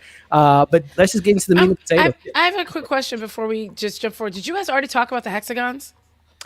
We briefly touched on it and regarding the hex, witches, things of that nature. But what if you want to go ahead and throw in something? It's AIM's logo. Is the hexagon? Yeah. Yeah, we did. We actually talked about AIM a little bit earlier regarding different characters that may be tied into AIM. And again, Von Strucker being the creator of that, and MODOK and things of that nature. So if there's more to that, do you want to add any more to that? No, that's what I can think of. And then also AIM has that association with Hydra. But I just remember thinking, because early on, I'm like, there's too many hexagons for this to be an accident. And we all know, like, Marvel never does accidents. Yeah. But there's different, AIM's logo has always had some form of a hexagon, in it, around it. Sure. Sometimes the center of the A was a hexagon. Mm-hmm. It's been different iterations. And so I thought, especially when I saw the Beekeeper suit, I actually did not think it was going to be a hazmat suit. I thought it was going to be one of those AIM Beekeeper things from our side. But I really think AIM might have something to do with this world, simply because I feel like Hydra had so much to do with S.H.I.E.L.D., that they're going to basically make Sword's enemy AIM. Which isn't strange for comics, but that's the only thing I had to say about the hexagons. It's a great point, and I will admit it will be, I don't want to say repetitive, because we saw the Hydra infiltrated S.H.I.E.L.D., and to do that again, of course, they can make it more unique and add a remix to it. It may be the case. I would like to see AIM get into the mix, and again, you just touched on it. The creation of Wanda was due to the fact that she volunteered to work with Hydra and to be this, a miracle child, or whatever the case may be. So there are some undertones that Hydra and AIM get into the mix. It wouldn't be a surprising thing to me at all that they are kind of behind this situation or manipulating Wanda in some way and somehow. But again, going back into just the creepiest moment of this show and going into what we get with Vision, but kind of leading up into that, we see the perspective of what happened when Monica was kicked out of this portal. And I love, again, as Dorsey points out, that someone's censoring the program, as we kind of learn that it's Wanda. But in that scene there, first off, we go from the aspect ratio kind of zooming in. We go into the scene. Listen, seeing Wanda getting villainous and getting dark, I don't know if you all are kind of what side of the fence you're on is Wanda going to be a protagonist moving forward, say antagonist moving forward in the MCU, whether that be a Doctor Strange 2, she is the big bad of the situation, or it's just too on the nose. We already saw her as a villain somewhat in Age of Ultron, but seeing her get kind of evil and kind of villainous with Geraldine, Monica Rambeau, was incredible acting by Elizabeth Olsen. Tossing it to you, Leo. Just that scene of her pushing her out of the portal, telling her, I think I wrote down, "You're not my friend. You're not my neighbor. You're trespassing. I want you out." And she pushes her out. Just your thoughts on the scene before we get to the creepiest moment of the episode. Well, what I really like about this episode is that there are some aspects of horror in it. I mean, you have that weird, crazy part with Vision without the stone in, and just the weird corpse look that he has. It's just creepy, but man, props to Elizabeth Olsen for scaring the crap out of me with that face, man. Like, that sinister look that she gave Monica, and to say the things like, "You're trespassing," really makes me think that we could be looking at a villainous role here. And maybe it's that Wanda wants this reality so bad that she is doing these things. And I don't really necessarily think she's going to be the traditional villain in the sense of Ultron, as in all humans need to be wiped out or anything like that. But it could just very well be, I want this reality so much, I don't want it taken away from me. I'm going to grip it as close as possible. And that moment right there really just reminded me of that she just wants this reality so bad that she's going to do whatever it takes. And she had another quote later on in the episode that she has everything under control. She said that to Vision, "We can't go anywhere. I've got it all under control. We're here."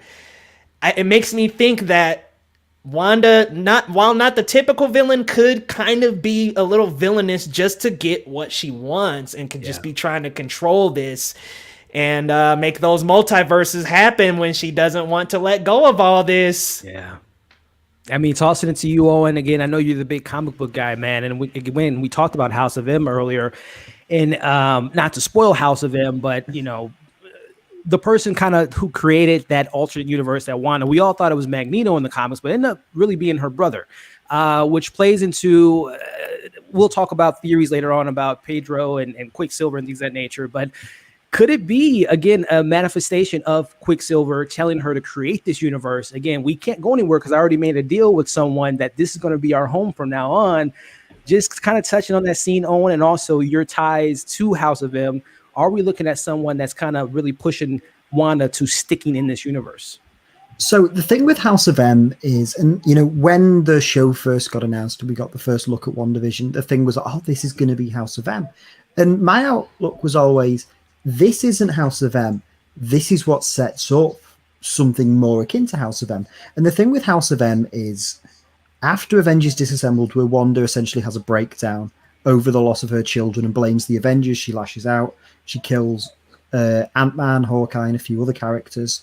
Magneto basically takes her, and him and Charles Xavier try and basically look after her. And essentially, what instigates her changing reality in House of M is that Quicksilver is worried that the Avengers and the X-Men are going to think that Wanda's too dangerous and too unstable, and they're going to kill her. So Pietro basically tells Wanda to remake reality in a way that gives everyone what they wanted. Now, in a sense, Westview and this world that Wanda's living in is everything she wanted. It's like her own personal House of M, to use a really cheesy phrase. What we're seeing, and I've always thought the name of this show is very specific, it's not Wanda and Vision, it's Wanda's vision. And the more we get into it, the more we're seeing that. And I think the larger arc of the Scarlet Witch's character coming out of this show is kind of like a, you know, once this kind of reality crumbles away and she has to deal with the fact that, you know, she is sat on the couch with imaginary children and a dead husband, she's basically going to have that breakdown. It's almost like the House of M comes first and the Disassembled comes after. It's almost like she's trying to, this is like her trying to process all the things she's lost in the last couple of movies. And then once that's taken away from her at the end of this show, when she has to confront the fact that the world she's living in is a lie, I think that's when you're going to get her fully breaking and starting to kind of mess up with the universe and be like, okay, if I can't have what I want, then I'm just going to kind of cause chaos. I just it's the House of M connection, the whole thing about kind of giving everyone what they wanted and then creating this reality where it's everything she wanted and it's this kind of idyllic sitcom life. Yeah. And now I think it's fascinating.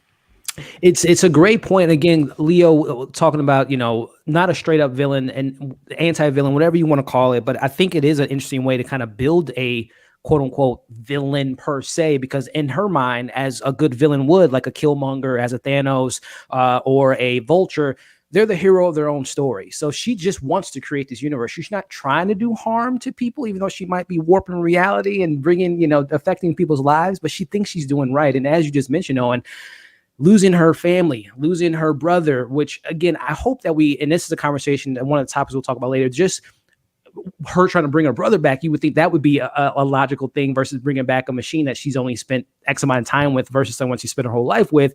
But just the idea of her creating this reality and her not looking at herself as a villain, but kind of doing these villainous type of ways. So the Blurred Girl, tossing it to you regarding, again, the conversation at hand, Wanda's state of mind. Is she being set up to be the villain of a Doctor Strange into the multiverse?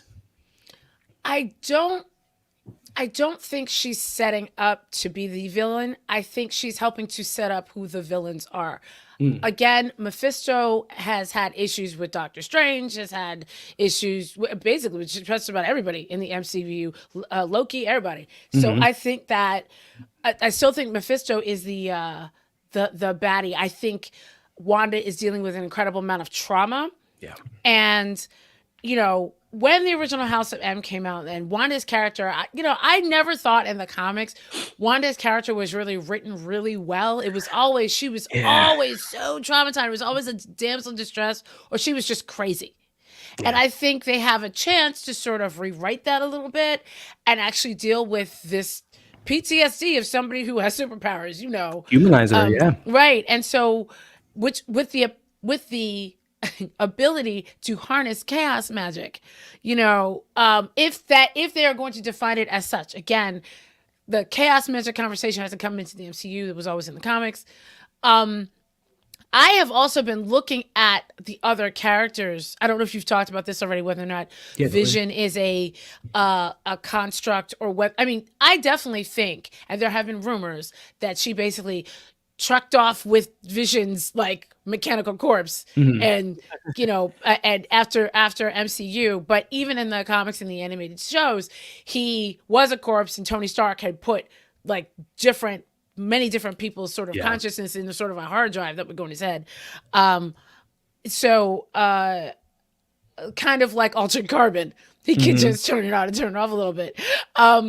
I simply because we have seen so many Wonder Man symbols, I honestly think that the missing person that was supposed to be in witness protection is Wonder Man, is one of the Wonder Men, and that Wonder Man's consciousness is what is going to be pushed inside of Vision, which would be canon, which would be amazing, and then Vision could live again without having a stone.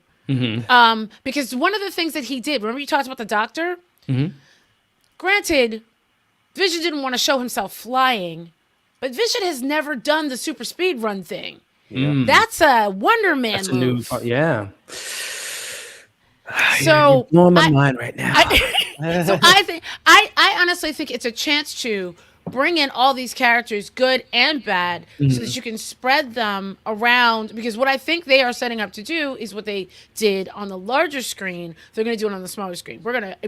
Everybody signs a deal for like 135 years with Marvel as an actor, and they get to put you in all of the different shows as they pop up. So I think Mephisto is going to be the larger MCU and Marvel baddie. Yeah. And then we're going to see little baddies pop up, kind of like they did in the baddie of the weeks in Agents of S.H.I.E.L.D. before it jumped the shark.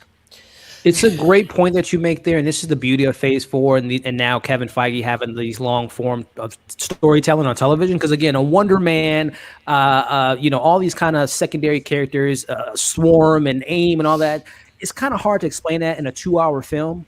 But when you have a show, overexpand of who knows where WandaVision can lead into a Falcon and Winter Soldier, leads into Miss Marvel, leads into Hawkeye. You can tell those kind of, comic book runs in 4 series in multiple seasons. So a lot can be said with this format with television, which gets me so excited being a TV fan. But tossing it to you, Chris, man, just going off of that last point, going into the scene of Wanda turning on that switch of being a dark side of her, and before we get to that vision, that corpse looking thing that we saw, which freaked me the hell out. It did. Just kind of your freaked her out.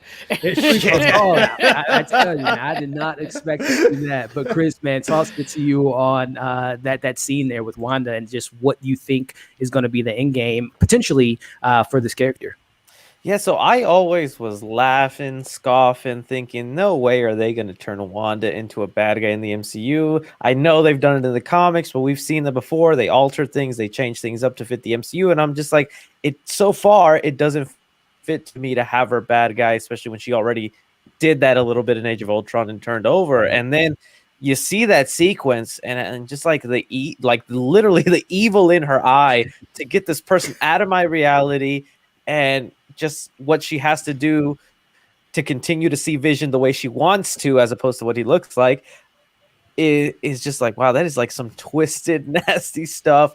And she's being selfish in a way. And so I'm like, I can totally see her as a bad guy. And with everything that's happened to her, losing her brother, losing the love of her life, her family, it's added up to like, this is a turning point for her. And I wouldn't mind seeing it in the MCU if they actually go ahead and do that. Other things involved with that is just like, if that happens, then what does that mean for the ending of the show? Would they actually go ahead and make her a villain, Doctor Strange 2? Is that what the case is going to be, or does she just go to Doctor Strange for like, look, I need some help with my powers. You're the closest thing to what my powers are, So I'm curious to see what the future of her is, and I like how complex they're making her, because you were right. In the comics, she's either crazy or just overpowered, and so here they just did her wrong. Yeah. Oh, the other thing also with her reaction was different. I can't. One of you said, I'm sorry, I can't remember which person said it, but her reaction was different with Monica. Like, why did she kick her out the house? And other people like Dottie, she didn't. I think a lot of that consciousness of whatever's controlling her, whatever's in her space, has a lot to do with her. Because remember, when Vision is outside talking to the neighbors, they're like, have you seen Monica? Do you know who she is? She doesn't have a home. She doesn't live here. She's kind of like us. And he's like, I don't understand what that means. So I also think that that's part of Wanda's consciousness, trying to sort out like who everybody is and put everybody in their place. Or Mephisto might have put it into Wanda's head, this is danger. Those are your babies. Protect them. Yeah. I mean, this was it was a funny tongue-in-cheek moment with the stork in episode 3, but as I talked about on my review, that was the creepiest stork I'd ever seen in my life. That was a very creepy stork. And kind of the symbolizing of storks is they protect their home, they protect their family, and that could have been a lot of, some people even mentioned in the chat, and I talked about it in the past, that could have been a manifestation of Mephisto himself trying to protect the children, trying to warn Wanda. The stork was kind of picking at Monica's leg before it went back into the wall, so it could have been a sign and like alert, this one right here, family. Right in front of you. So I mean, this transition to the last scenes here, and we'll kind of wrap up the WandaVision and we'll dive into our theories. But we see Monica pushed out of the portal, and she says to everyone in Sword, "It's Wanda. It's all Wanda." We cut back to the reality that she's created, and again, just the acting from both actors, Paul Bettany as well as Elizabeth. She's like, as you said, Leo, oh, everything's under control, honey. But prior to that, the hole in his head and the shocking nature of him coming on screen caught me completely off guard. I'm a big horror fan. Chris, I know you cover a lot of horror on your channel, man. That had to get you up, took you out of your seat at that moment. It was 2 a.m. where I was at watching it. It caught me completely off guard. I yelled. Yeah, I had an audible reaction to that as well. I scared my cat. I scared my man. I scared everybody. It was a shocking WTF moment for, again, a PG rated show. I mind you, this is a PG show, not PG-13. This is PG, and hey, Marvel did it. But toss it to you, Leo. Just your thoughts on that ending. Wanda seeing Vision the real way that he looks, and also tossing it back to what the Blur Girl was saying regarding taking the body of Vision. It was said, I think 2 weeks ago, that there was a planned kind of scrap post-credit scene of Wanda taking the corpse, and that's going to be like the kicking off point of WandaVision, which I think they did that they set up Falcon and Winter Soldier pretty well. They set up maybe even a Hawkeye to a certain extent. And there was another character that they kind of set up, but they didn't really have a setup for that WandaVision show, which I think they're kind of implementing that post-credit scene in this show. And we might actually see that moment of her getting that, or her going to Shuri and getting whatever she was able to get from Vision. And also, I would love to see Hawkeye come into this show, because if there's one character that might be able to talk Wanda out of this whole scenario, if you remember, Hawkeye was the one that told her, if you want to survive, you have to be an Avenger now. And also, he was the one that got her out of the house in Civil War. So I would love to see Hawkeye make his way into the series and kind of talk her out of this, going into a villain. So a lot thrown at you, Leo, but just your thoughts on that indie, man, and just kind of, again, it's all Wanda doing this. Well, 1 o'clock in the morning, what a thing to throw on the show while we're all watching it late at night. I was just like it threw me back for sure, seeing that crazy dead corpse of Vision walking. I did not suspect that. And when we got that shot of her, the same one we got from the previous episode where she's got kind of that sinister look, I saw the grayed out Vision in the background, and I was like, what is happening with him? Then when we got that close, oh my God. But yeah, I like the point about Hawkeye, because what Hawkeye's character is good at doing, he may not be the Vision, he may not be Wanda, he may not have those powers, but what he knows how to do is talk to every Avenger. He knows how to get every Avenger back on track because he has a personal connection, and that to me is one of his superpowers. He knows how to actually talk them out of doing something rash, out of doing something, to possibly alter the universe. I would love to see Hawkeye come into the series. Yeah. Man, I heard that Jimi Hendrix line, though, at the end of the episode, and I thought that was awesome, but it really does make me think that Wanda is going to have some villainous role here. It just, that flip from the last scene of her between Monica and then going back into it, that was a crazy 180 that she pulled scene to scene. It also makes me wonder, is it possible that Monica will get the photon powers from that, or maybe from being kicked out and thrown out of the universe, or being inside of Westview, because we did get the photon reference earlier in the episode. I think it's very possible that we could see her powers manifest after that entire situation with Wanda, and we get our photon here going forward. They brought up radiation from this episode.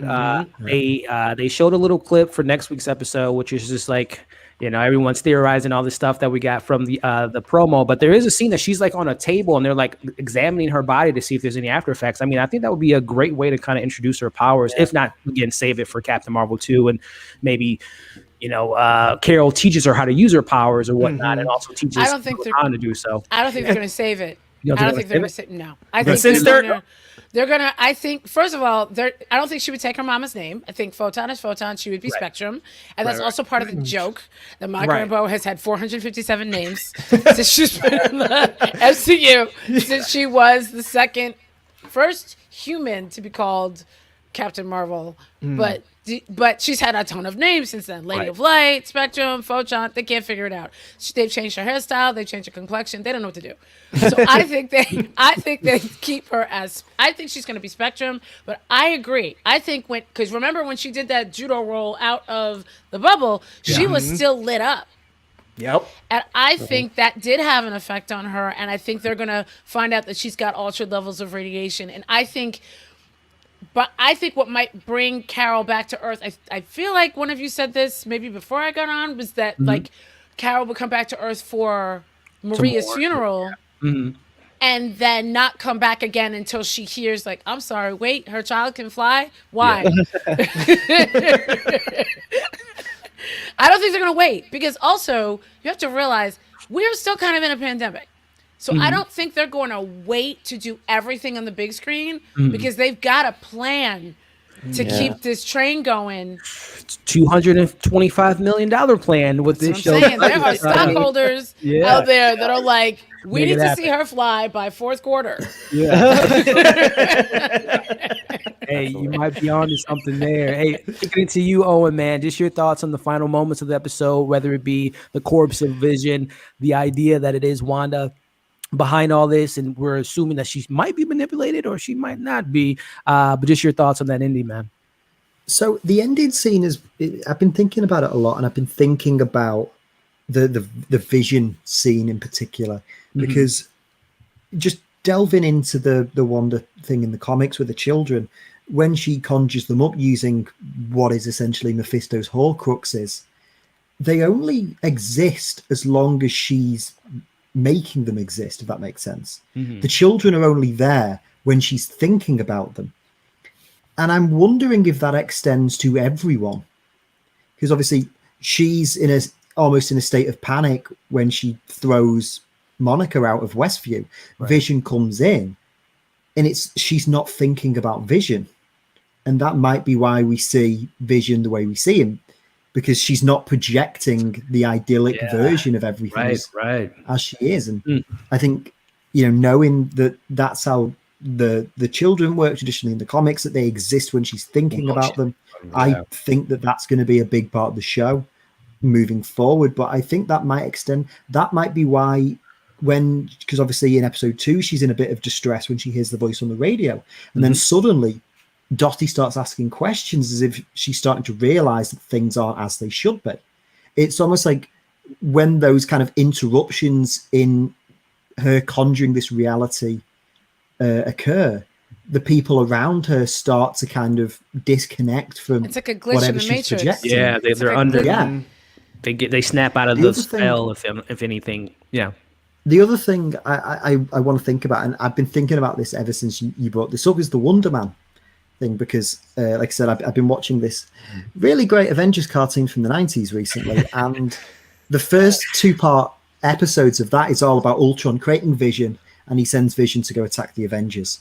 And in that, what happens, because this is taken from a lot of the early 90s West Coast Avengers run, where Wonder Man and Scarlet Witch were a couple, and in the episode what happens is Vision attacks Wonder Man and puts him into a coma, and essentially they reprogram Vision with Wonder Man's brain, essentially. That's exactly what I was thinking of. Yep. Which is what they do in the comics when he dies and he goes all white, and Tony Stark puts Simon Wilson's body into him. And what I was thinking about is like, okay, are they going to bring Wonder Man into the MCU? And then I remembered back to when Guardians of the Galaxy 2 was being produced, and James Gunn said they shot a scene with Nathan Fillion as Wonder Man.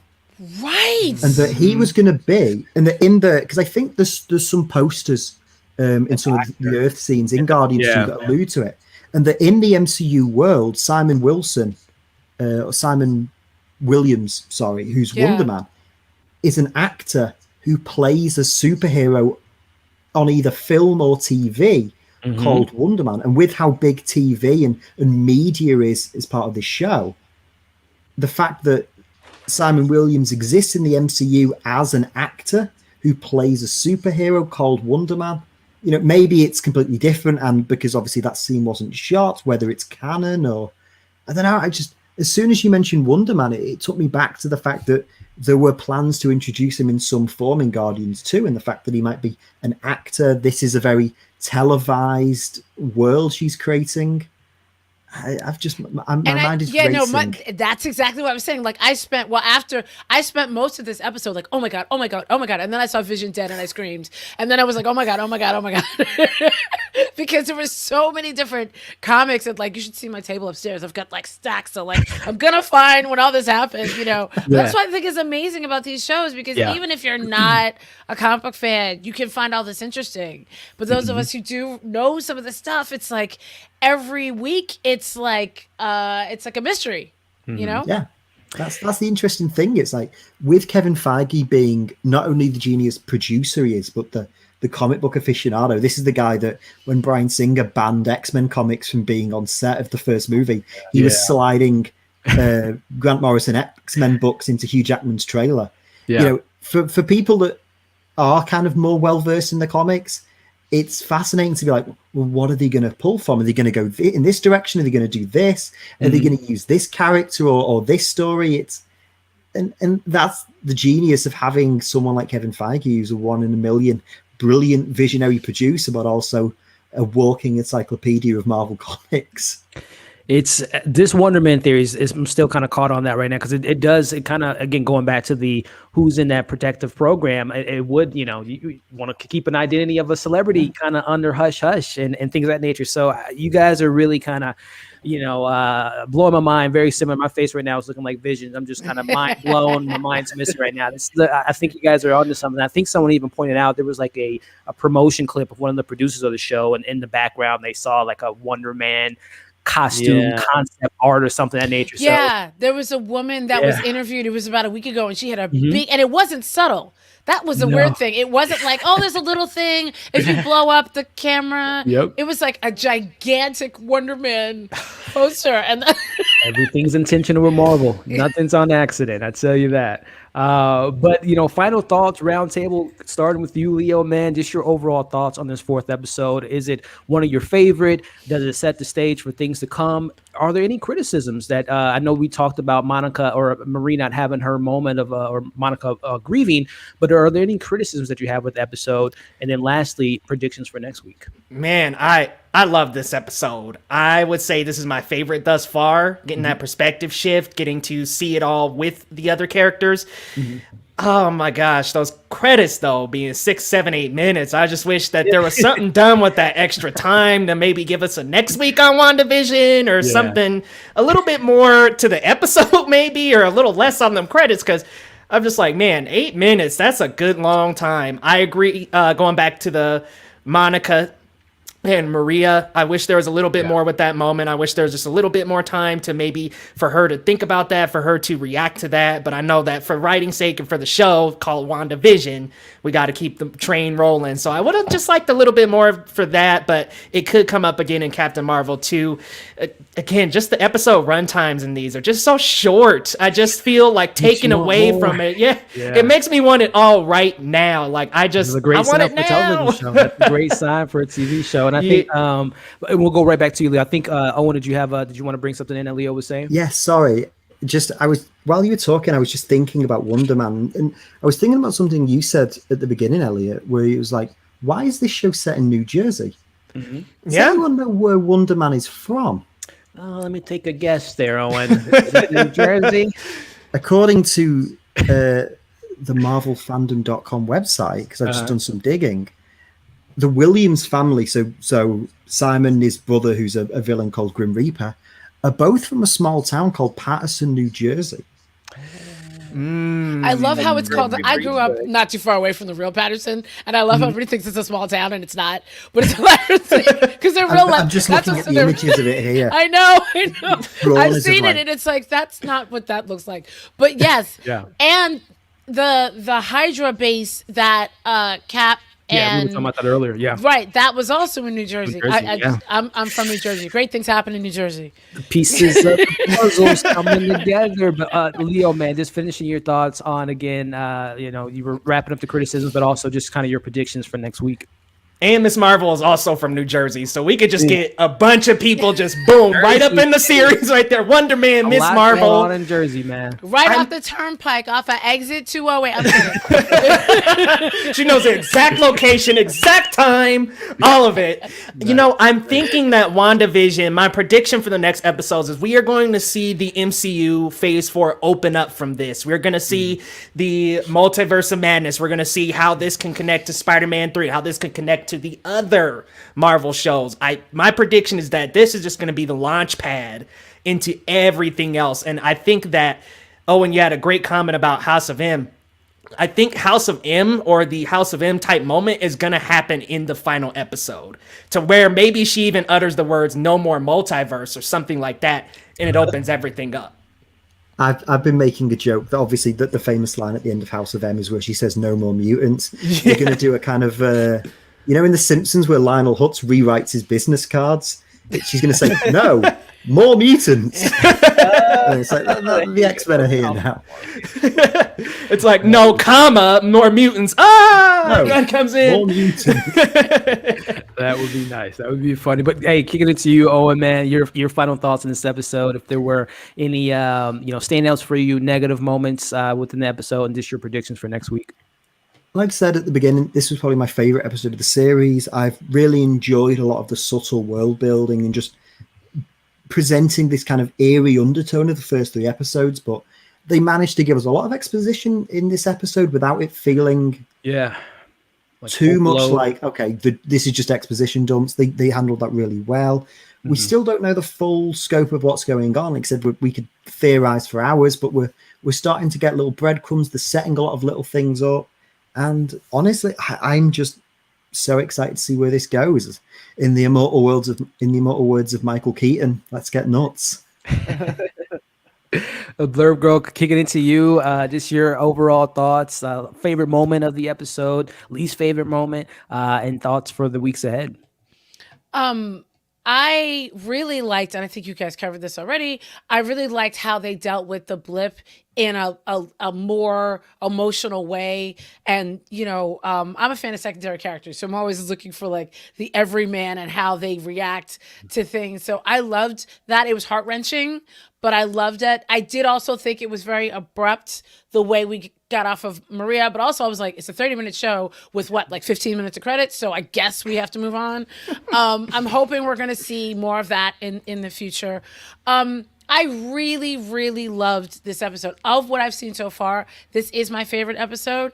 I also think, because I often talk to people who are not comic book readers and who are just like their first foray into the MCU might have been like Iron Man or something, or maybe Avengers. And so this was the episode that I could go, see, it's good, I promise, because they were so confused by how Legion the previous episodes were. They just couldn't get the very meta representations. They didn't know all the symbols and things like that. So I was very excited because I think this welcomed huge older fans of like all the comics and everything, as well as new fans into this world that they're creating on Disney Plus.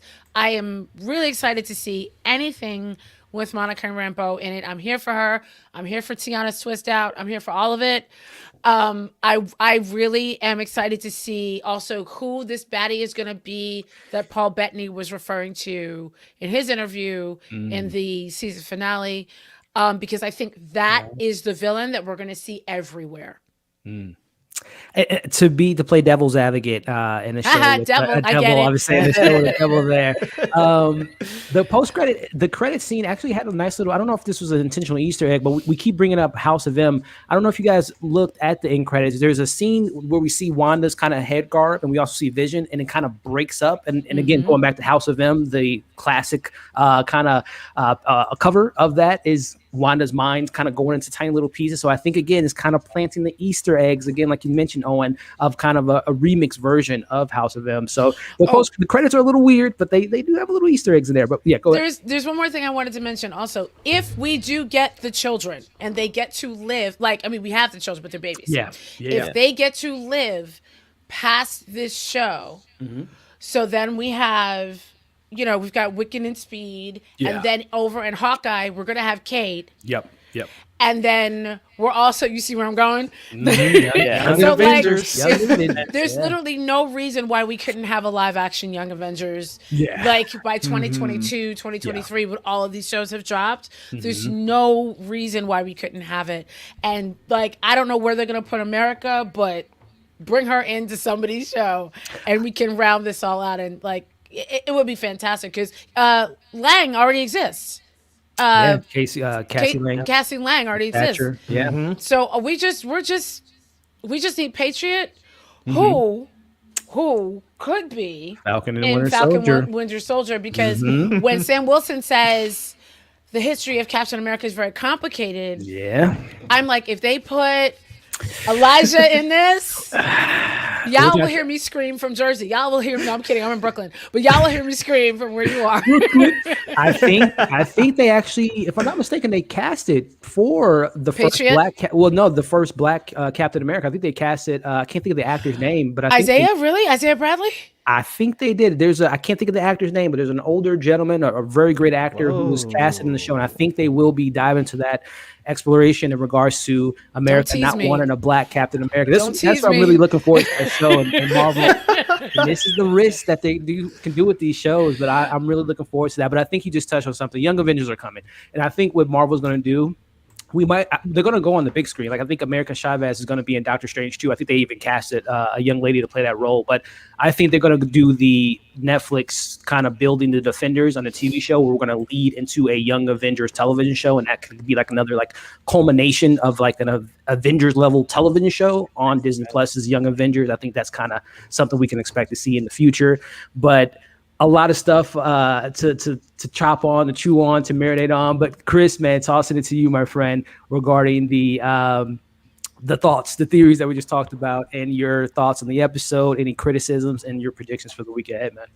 No, yeah, this was definitely the episode to get the generic audience that was not into the first 3 episodes, because even my girlfriend, she just didn't grow up watching sitcoms or into them. So when she saw the clips of black and white and the cheesiness, she just wasn't into it. She was like, I just don't get it. It's not for me. And then this, I think, was the episode to be like, okay, there's something more going on.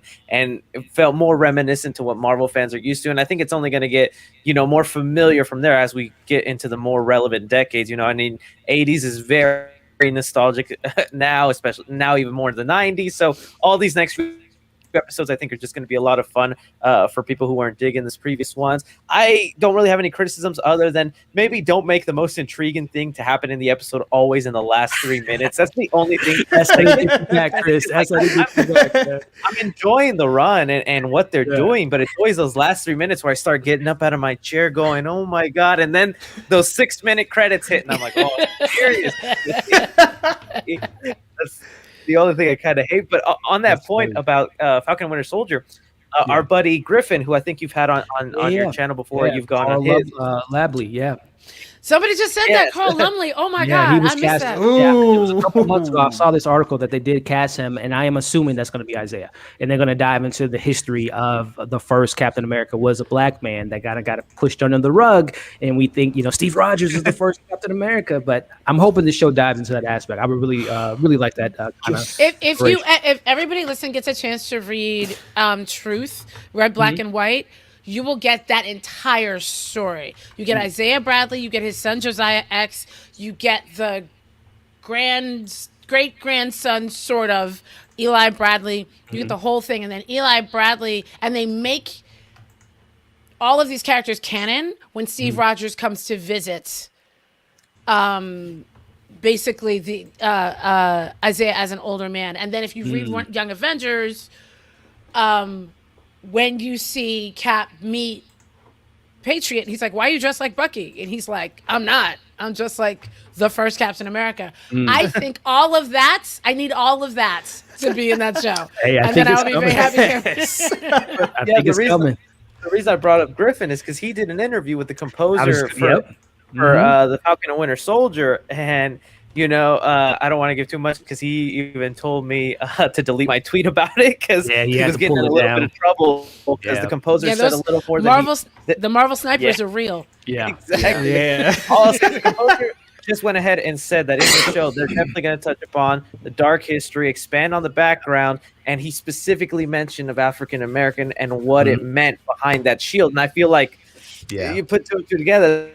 That's obviously what they're leaning to, and I can't wait to see that. And even more now, kind of makes sense with the way, what's his name? I'm forgetting the guy who plays Falcon. How could his name is escaping my mind. Anthony Mackie. Anthony Mackie. Cut the check.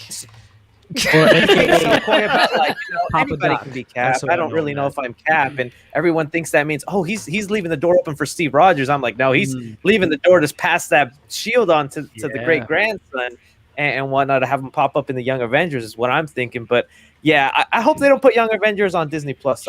I feel like that should be an event movie, and especially since Miss Marvel's stepping into Captain Marvel 2, they're wanting to show the people in the actual movies like, these kids exist, and we're gonna set them up for the next event film. Very true, man. And then Chris, did you have any theories for what do you hope to see next week, man, for episode 5? I I'm excited. I don't want to say too much because maybe you guys have been seeing there's been leaks out there and stuff. And stuff. I'm not going to get into any of that because I want to stay away from it as well. But I just heard that Marvel was thinking about releasing 2 episodes this week because of the leaks. And I kind of hope they don't do that because I feel like that's rewarding the leakers in a way. So I'm just hope they stick to their guns and fans can be cool and not share all those leaks around. Yeah. I unfortunately did see what that leak consisted of, and I won't be talking about it. They were, and we won't. I can guarantee you, whoever got those previews, because I haven't gotten previews for this show, but I have gotten previews for other things, and Marvel is in play. So whoever did it is never getting previews again. Oh, I hear they're getting scooped. You talk about Jimmy Woo and the protective program. They're gonna have to check themselves in a protective program. Marvel does not play. They don't play. But I completely agree. Here's the thing: the only way I will accept if they do give us the 2 episodes at once is if they cut the credits in half. And give us a preview of the following week.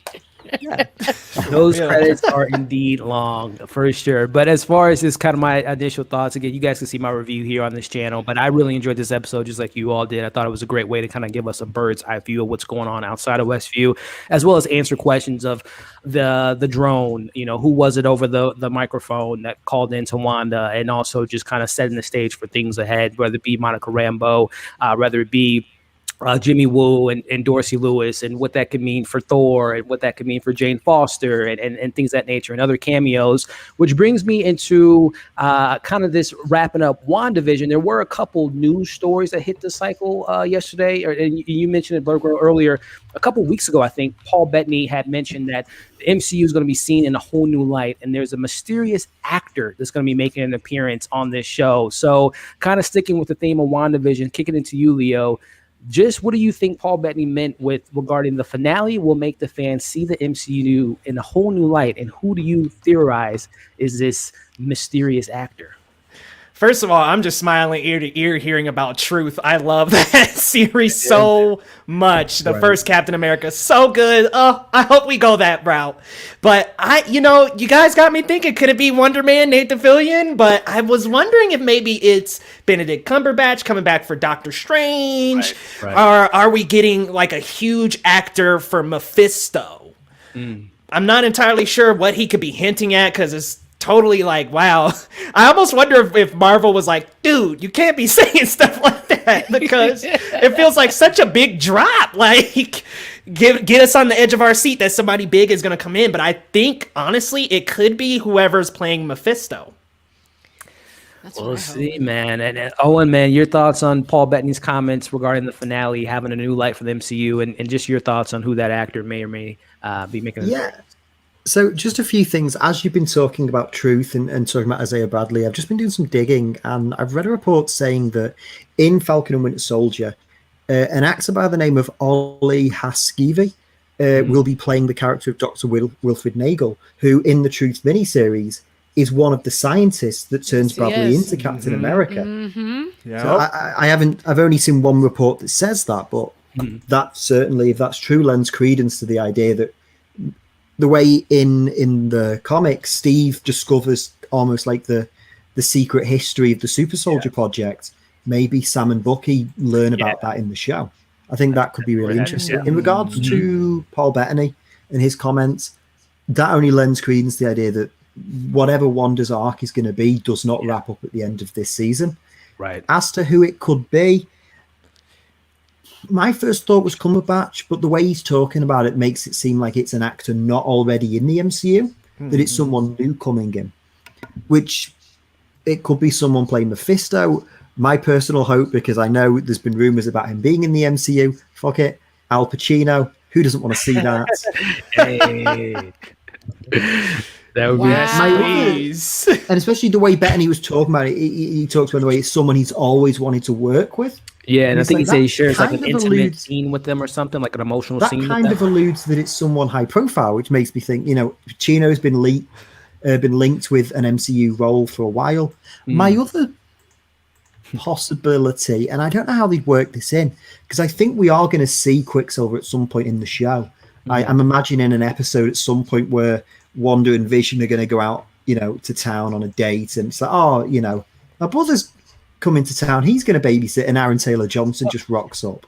But with and here's where it's getting crazy, and this is probably out there, but with the next episodes being in the, we're in the 70s right now, we're probably going to move into the 80s. And with the fact that, multiverse is opening, could be Evan Peters. Who said it's the same Quicksilver? Yeah. There is a Quicksilver running around in the 80s in one universe. Right. That would, especially, and that if that's the case, that would open to like, okay, this is why we're getting the other Spider-Man in Spider-Man 3. We're getting all these alternate versions of, if say Evan Peters shows up as his version of Quicksilver, which gets us one step closer to my hope that they don't recast Magneto and they just bring Michael Fassbender in, because yes, you're not going to cast anyone better. That would be great, man. And again, the idea that Wanda is tearing the fabric of reality, and like you just alluded to, this brings in certain characters from different multiverse, which would be incredible. But tossing it to you regarding the Blurb Girl, regarding Paul Bettany's comments and just your thoughts and theories on who would you like to see in that mysterious role? I would. You really want Mysterio, don't you? I do. I really think it is going to be Mephisto. Since you said Al Pacino, now I can't unsee him with like long fingernails like he had in Devil's Advocate. It's perfect. I can't unsee it now. I cannot unsee it. I also would love to see, like I said, Wonder Man, which would also explain like a few things. Also, if it's AIM, MODOK, like we there's don't been rumblings know of getting the show, an animated show for a while, and a live action show. I think that can set the stage for that character. But I whoever it is definitely, this is why I really think it's Mephisto, because whoever it is going to affect the rest of the shows. I also think that Wanda, when she does, I do think Wanda's headed for a psychotic break. I do. But instead of killing all the mutants or like doing a Professor X and possibly killing humans too, I think she's going to break reality to the point we get the multiple realities in every single show. Loki is going to be, Loki, Agent of Asgard Loki. And we're going to be looking at, in all of these different things, we're going to be looking at these different little pocket iterations of these different worlds. And it makes me wonder too, the timeline of Falcon and Winter Soldier into Loki, into the other shows, just kind of where we are in the world and kind of the situation at hand, and if there's going to be an after effects in the next show. But Chris, man, your thoughts on this mystery actor and just what Paul Bettany might mean by this bringing a whole new light to the MCU? Yeah, I thought it's somebody that maybe we've already seen come in, or I don't know if it would be someone new that they introduced. I would hope it's kind of Doctor Strange, since the creator or the showrunner of WandaVision was kind of saying, he's talked to the guy who's making Spider-Man 3 movie and Doctor Strange, and that's how they're going to tie this, because they're saying this is like a loosely connected trilogy story arc going on. So I would hope it'd be Benedict Cumberbatch, and that would also, tie into how he's going to be helping out with having Wanda part of his movie, and why the movie's called Multiverse of Madness. Does he have to fix the multiverse and whatnot? So I think it's going to be Doctor Strange. At least that's who I hope it is. That would be a good kind of a mic drop moment, seeing him come into the mix, into the show. And man, that would be great. And I'm just I don't know why this popped in my head when you brought up Spider-Man. What if it's Jamie Foxx, Electro character, is in the mix in Westview, and that's how he gets his powers and how he gets his thing. And that leads into Spider-Man 3, because he was the first kind of big cast member out of that mix before Alfred Molina and Tobey Maguire and all of them. So I don't know, Jamie Foxx making a way into the show. That would be pretty. If it's Jamie Foxx. If it's Jamie Foxx, he better get to light his candles. It's all I want. It's his birthday. He's got to light those candles. You gotta, man. But no, as you guys can see, there's a lot of theories out there, a lot of thoughts and all that fun stuff. And that's the beauty of Marvel. It's just you can go spend hours and hours talking about all this stuff. So that was kind of a story. And it was one more little story that we just kind of go through. We kind of touched on, Quicksilver coming to the mix and them exploring that character. I guess my question for the panel, starting with you, Leo, is what would you like to see from them diving and exploring this kind of relationship they have? Do you want to see Pedro, Aaron Taylor Johnson's character come back. You want to see a flashback with the character. What are you expecting from Wanda and Quicksilver's relationship to be in the show? I would love to see Aaron Taylor Johnson come back. And honestly, I've been thinking, what if they bring back Evan Peters and he's actually Speed and not Quicksilver, and he's actually like a grown version of the children between Vision and Wanda? I would love to see if they could somehow incorporate both of them into the show. I almost would love if Quicksilver would come to Wanda as more of a beacon of hope and say, like, hey, why are you doing this? Like, you got to let go, and be that bit to kind of snap her back into reality and let her know, like, you're creating this, but this is creating turmoil outside of here. You shouldn't do it. Maybe he could be the angel on her shoulder to let her know, like, hey, this is possibly wrong. You got to let go of us. Or it could even just be a casual Uncle Quicksilver's coming to hang out and, and babysit. Honestly, I would love either one. I do think Aaron Taylor Johnson's Quicksilver got robbed. Like, we only seen him in Age of Ultron. He gets killed. Then that's it. Boom, we're done with Quicksilver. And that's such a cool character. And the dynamic between him and Wanda in the comics is great. We'd love to see both of them come back in some kind of way, shape, or form. Even if that's Evan Peters coming back as Quicksilver as well. And kind of a moment like, wait, how do we have two Quicksilvers now? And maybe that's an introduction to the multiverse, or just getting Aaron Taylor Johnson to be that kind of beacon of light and hope to get Wanda back, snap her back out of this Westview and creating this universe. You touched on something about seeing him come in as the cool uncle, right? I mean, we're assuming we're going to be in the 80s, which there was a show that Elizabeth Olsen's sisters was in, Full House. It took place in the 80s, and there was a cool Uncle Jesse. It would be cool to see an Uncle Quicksilver come in the mix and be the cool uncle to babysit the kids. So I think you might be onto something there, Leo. But Owen, man, what's your thoughts on exploring this relationship between Wanda and her brother that may be somewhere out there? Yeah, I think obviously it kind of felt at the time when they introduced Quicksilver in the MCU that because the whole situation with Fox introducing their version of Quicksilver, that Marvel was kind of quite quick to kind of introduce him and then kind of take him off the table, so to speak. It kind of felt like it almost felt like an unwritten rule that it was like Marvel were like, okay, we'll take Wanda, you take Pietro. It kind of felt like, because they both have the rights to both characters, but Fox never introduced the Scarlet Witch. And while we did get Quicksilver in the MCU, he pretty much only existed to basically set up Wanda's arc to become an Avenger. Right. Mm-hmm. It wasn't. Like, I think it was a written rule, though. They said you can use him, but he can't live past this movie. Yeah, it just kind of felt the way that like Quicksilver in the Fox X-Men movies went on to become quite a big character. Yeah. The MCU version was killed off and basically just used to start Wanda's arc. What is that? I think that's interesting. I think we kind of have been robbed a little bit of the dynamic from the comics, and as long as they don't pull from the Ultimate books, we're probably okay, because you can't put that on Disney Plus. Nope. Just don't, please. Anime, maybe, but not Disney. I feel like that's why also they introduced Vision having super speed, even though that was never a power. That way they can say, oh, so the super speed that Speed is going to get kind of comes from Vision, instead of just genetically from Wanda's genes of, It better not come from Pietro. Skip the part that he's a robot. Yes. We're not even gonna get into robot sex on this show. I know. We can't handle that. That's funny. Vision came fully equipped in this version of reality, all right? Hey, I mean, Paul Bettany said that Joss Whedon wanted to add a part on his body to, maybe explore into future films. But I'm just visualizing Paul Bettany looking like Dr. Manhattan in Watchmen. I want it. Hey. We released the Joss Whedon cut, I guess they say. But the Blurb Girl, kicking it to you. Your thoughts on this relationship that they can explore with Wanda, and if you were Kevin Feige, and if it was up to you, would you want to explore Aaron Taylor Johnson in this role, or would you like to see Evan Peters come in as Quicksilver, as an alternate version of sorts?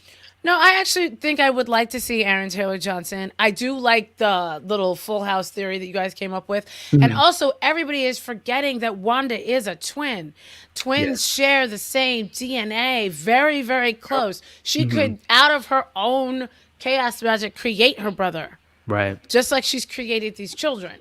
So we could literally see him.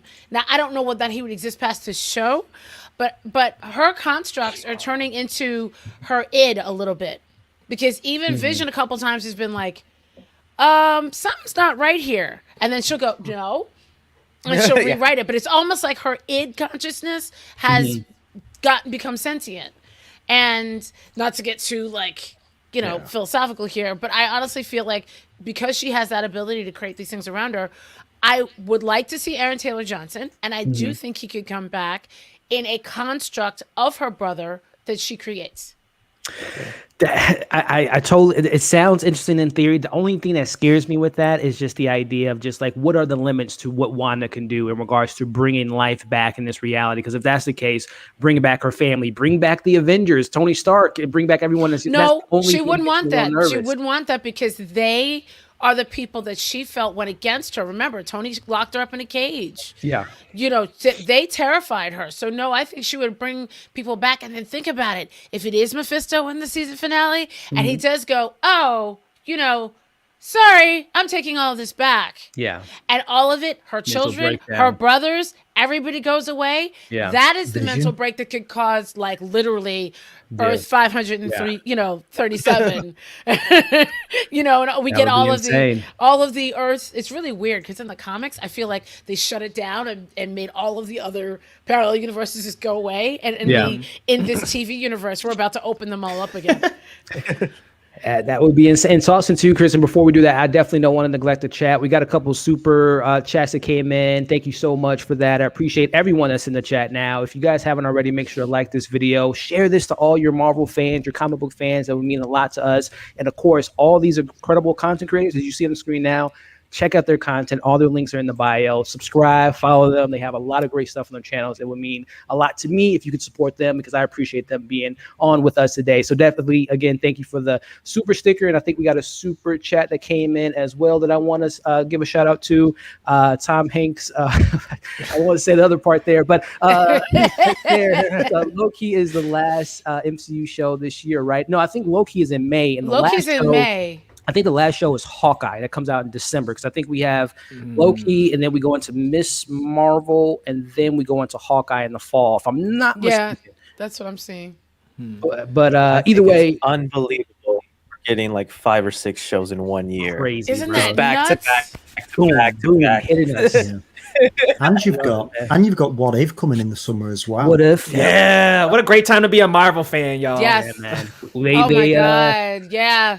I'm really excited out on Marvel for What last If. year, but they coming at us with a full gamma of just content, and I'm excited. I'm excited to see what Disney Plus has to offer. So, aren't we also getting Eternals at the end of the year? Or is that next year? Yep.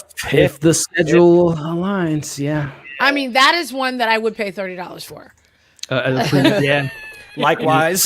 Yeah. Well, hopefully theaters are up and running by there. I think it's still slated for November, and then the next month we're getting Spider-Man. Again, if everything stays on schedule, Marvel takeover. I mean, they've already been taken over. But I'm so excited for What If. I mean, Jeffrey Wright could read me a recipe book, but I'm totally thrilled for that show either way. Yeah, and I'm excited to see. And again, we got Chadwick Boseman, his him coming into the mix. I think he's going to be like Star-Lord in the alternate universe. But I'm really excited for that animated show, and can't wait for what they have for us with that show. But that is the last of kind of the WandaVision discussion. Again, everyone that watched this, leave your thoughts in the comments if you're watching this on the replay. Let us know your pros, your cons, your thoughts, your theories of this show, and let's have a great discussion about it in the comments below. So, kind of transitioning from Wanda to, there weren't like mind-bending, crazy, alternate kind of news breaks this past week, but we got a couple stories that I want to kind of bring to the panel, bring also to the people in the chat as I kind of switch up the background and everything. But a couple news stories I want to get you guys' thoughts on, starting off with Leo here regarding some news that we got this week. SHANG-CHI, man, and I got some experts on the panel, as you guys can see, with that knows the comic book lore, but excitement level for this comment here regarding the lead actor saying that this is going to be a little bit more of a smaller, intimate feel to it. But just my question to the panel, starting with you, Leo, just what's your excitement level for this movie, and what are you expecting to get from a SHANG-CHI? Oh my God. So I grew up reading the Master of Kung Fu comics. I am extremely excited for Shang-Chi. I'm loving to hear that it's going to be a little bit small and more intimate. What I really want to see, though, is I want to see some great fight choreography, a la Daredevil, a la Punisher, hallway fight scenes type stuff. I want to see some like Marvel bringing in some kung fu action, and I want to see long takes. I want to see that Jackie Chan style long take, not quick cuts. Like I want to see a full-on martial arts beat 'em up movie. Now, I love the aspect of also getting a bit more of an intimate affair. I like that we're getting Asian representation in the MCU, so I like the sound of that and being able to explore the culture. But man, I want them to go like 10 out of 10 on that fight choreography, because I feel like we were robbed with, what was it, Iron Fist? Yeah, Iron Fist kind of got stripped there. We don't talk about her. We don't know her. Man. Well, I thought that was such a missed opportunity for Marvel to just go straight martial arts and really get into the great fight choreo. So I really want to see some amazing, legendary fight scenes out of this movie. Hey man, we might have a second take with Iron Fist and with this multiverse situation. Maybe he can get, because apparently there's like some martial arts tournament that's going to be in the mix with this movie, which gets me really excited for that. Because like you said, Leo, I'm a big karate fan. I love me some good hand-to-hand combat, and I think still to date the best fight in the MCU was Winter Soldier. Absolutely. Winter Soldier and Cap on that highway, the street scene. To me, that hand-to-hand combat was great, but I want to see even more in the MCU. So kick it into you, Owen. Again, being a big comic book fan that you are, if there's some particular things that you're looking forward to from the comics that you want to see in this film, and also not to neglect that this is subtitled The Legends of the Ten Rings. So we're getting the Mandarin. We're getting, we haven't seen the Ten Rings since Iron Man 1. So what have they been up to this whole time? Just kind of your thoughts on that, man. Yeah, I think it's really interesting just that they are doing a Shang-Chi movie. When that came out, that was something they were developing, I thought that was a really interesting move for them. Like you guys were talking about, they went in the martial arts direction in Iron Fist, and it didn't work. Not because of it being martial arts, just because that show was trash. And to put it nicely, that show was certainly not Daredevil. But it's nice that the kind of failure of that hasn't put them off from exploring that genre and that style of storytelling. So I'm excited for that. But the Mandarin stuff's really what intrigues me about Shang-Chi, because obviously what they did with the Mandarin character in Iron Man 3 is quite divisive. People either quite like the way they kind of subverted that character. Some people don't like it. I thought it was an interesting approach. I think it works in the sense that we get two great Ben Kingsley performances, but then we also do get Guy Pearce with his tribal tattoos, which I could do without.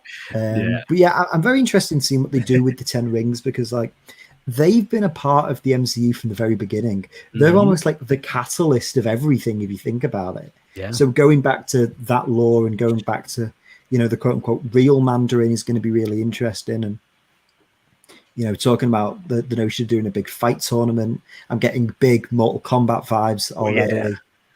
And, I'm just really eager to see what they do with this. It's Shang-Chi's not a character I'm as well versed in as others. I have just a kind of a general knowledge of him and his lore, but it's something I'm glad Marvel aren't afraid to branch out and do more of these obscure characters. Yeah, and it'll probably be great.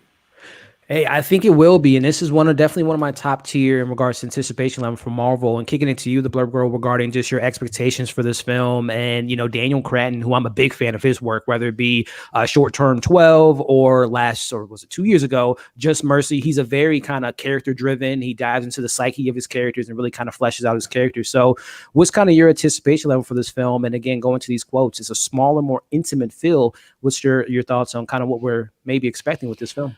I agree. I think because of the director, that's why it's going to feel small and more intimate. But you cannot do a Marvel movie without having a fight scene, and I completely agree. I want to see, a full 5, 7, 11 minute nonstop fight scene without quick cuts, so that we can actually see. Look, you do not put Michelle Yeoh in a movie without giving her a fight scene. They even did that on Star Trek Discovery the last season. They finally gave her a series of fight scenes. Like you don't put her in, one of China's classic, martial artists in a movie and not have a serious fight scene. And Simu Liu has been pretty clear about, like, I'm working out. This is me doing all this stuff behind the scenes. I'm showing up. I'm doing what I need to do. So I am also excited. I did not. It's interesting. I didn't get into the Mandarin character that much because, to be frank, he was written kind of racist back in the day. I'll just be frank. Yeah. And so I was nervous. Well, first of all, I didn't like Iron Man 3, not because of the Mandarin, but because that is not how you use extremists. You don't give it to Pepper. I was very upset about that. I was here to see an extremist fight, and it just, I wasn't happy with Iron Man 3 at all. I was one of those people. Yeah. But yeah, the tattoos, all the other stuff didn't help. But in the comics, it's not been a handled character. Mm-hmm. So the fact that we have a majority of Chinese cast and we have people that are sensitive to that, I think Mandarin now can be handled better. I didn't hate how the 10 rings were handled in Iron Man 1, but you're right, we haven't heard anything since then. Yeah. I do want to see something more nuanced, something that has a little bit more. I mean, even the hand had problems in the comics, but at least something that has a little bit more lore that they can play out, that maybe they can pull into some of the Disney Plus, things as well, Yeah. But I'm excited because this is one kind of like Guardians. When Guardians was first announced ages ago, I was like, huh? Like, is anybody who's not a comic book reader going to know this? Mm-hmm. For real. But look what they did. So I am looking forward to it. Like, I'm anticipating it, and I'm really excited to see what they do because I think this could be really good. I'm right there with you, and tossing it to you, Chris. Again, the Mandarin, Ben Kingsley. You'll never see me coming. Your thoughts on the Mandarin coming to the mix? This quote here being more small and intimate, and just your expectations for Shang-Chi and the karate and the hand-to-hand combats. This great cast. What you're looking forward to with this film, Chris? Yes, same. I didn't like the handling of the 10 rings in the Iron Man series and whatnot. Just the lore, I think, is interesting, but they just kind of, I don't know, laughed it off or brushed it off to the side. And now we're getting to see what they're really going to do. And even them just mentioning that, the movie's going to be small, more intimate, I think does sound like a good thing. I like how not every Marvel movie has to be a huge event or leading to something. Just a personal story involving Shang-Chi and, how he's going to fight the Mandarin and whatnot, and whether he's going to be a setup to continue being a villain throughout the MCU or just in the Mandarin film. I mean, in the Shang-Chi films, what I am most looking forward to is the Kung Fu battles. Cause I mean, I grew up watching them Jackie Chan movies, and I feel like they just don't make fight sequences like they used to. The closest thing is like, John Wick, but even John Wick, I think Jackie Chan, like even in a movie like Rush Hour, movie like Rush Hour does not deserve the fight scenes it has with Jackie Chan in them. So I'm looking forward to the fight scenes in Shang-Chi. I'm excited for it as well, man, and seeing the Legends of the Ten Rings. And once you have that power, what does that mean? Does it have any connections to Ronan's character when he was out slaying people and killing people and putting matters into his own hands? So what that can mean for the greater MCU and things of that nature. So I'm really looking forward. And also, if there is a karate tournament, what other characters are going to be making their way into this tournament? It really gets me excited. So again, everyone in the chat and watch this on the replay, let us know your thoughts on this film, your excitement level, what you hope to see, and your thoughts on this being more intimate in a smaller film. Let us know in the comments below. So transition to another kind of independent filmmaker. I'm yet to see No Man's Land. It's on my watch list. I can't wait to see it. Big fan of her work with the writer. You have the director of The Eternals and Kevin Feige saying that this was the best pitch he's heard of a film. Now, I don't know why we haven't seen an Eternals commercial yet, or a trailer or a teaser. I know it's been pushed back. We have the Super Bowl in a couple weeks. But Leo, man, your thoughts on Kevin Feige saying this was, and we're 13 years into the MCU, this is the best pitch he's heard? Hey, man, what's your anticipation level for The Eternals? Oh, another one that I'm just anticipating so much. And maybe this is because I'm just a Marvel freak. I love Marvel stuff. I'm so excited for this. I haven't seen No Man's Land either. And like so many people are saying it's a good movie. So I'm excited for that as well. Mm-hmm. But I just can't wait for this movie. There's a lot of big names, and I can't wait to see Richard Madden and the dude who plays Jon Snow, Kit Harington, come back together and see Game that of energy Thrones on love. screen. Yeah, man. So I'm excited for that. I'm excited for Angelina Jolie. There's so many people involved with this movie, and I can't help but to think they're purposely holding some stuff back, like there might be something maybe that ties to WandaVision or ties to what we're seeing now. I'm wondering why they're holding it back so much too. Like, we haven't even got to look at the suits. We haven't even got to anything. No kind of photo. I think there was like one set photo of somebody's chair.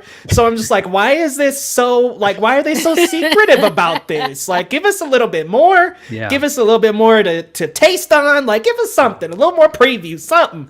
But I'm very excited for this. Stoked. Same here, man. And tossing it to you, Owen, just your thoughts on, again, I know you're a big comic nerd. Is there anything from the Eternals that you're looking forward to seeing? The Deviants and Thanos is rumored to be in this film, like a young Thanos, and meeting his parents and kind of getting the backstory from him. But more importantly, all the different characters we're going to be getting in the mix. What's your anticipation level, man, for the Eternals?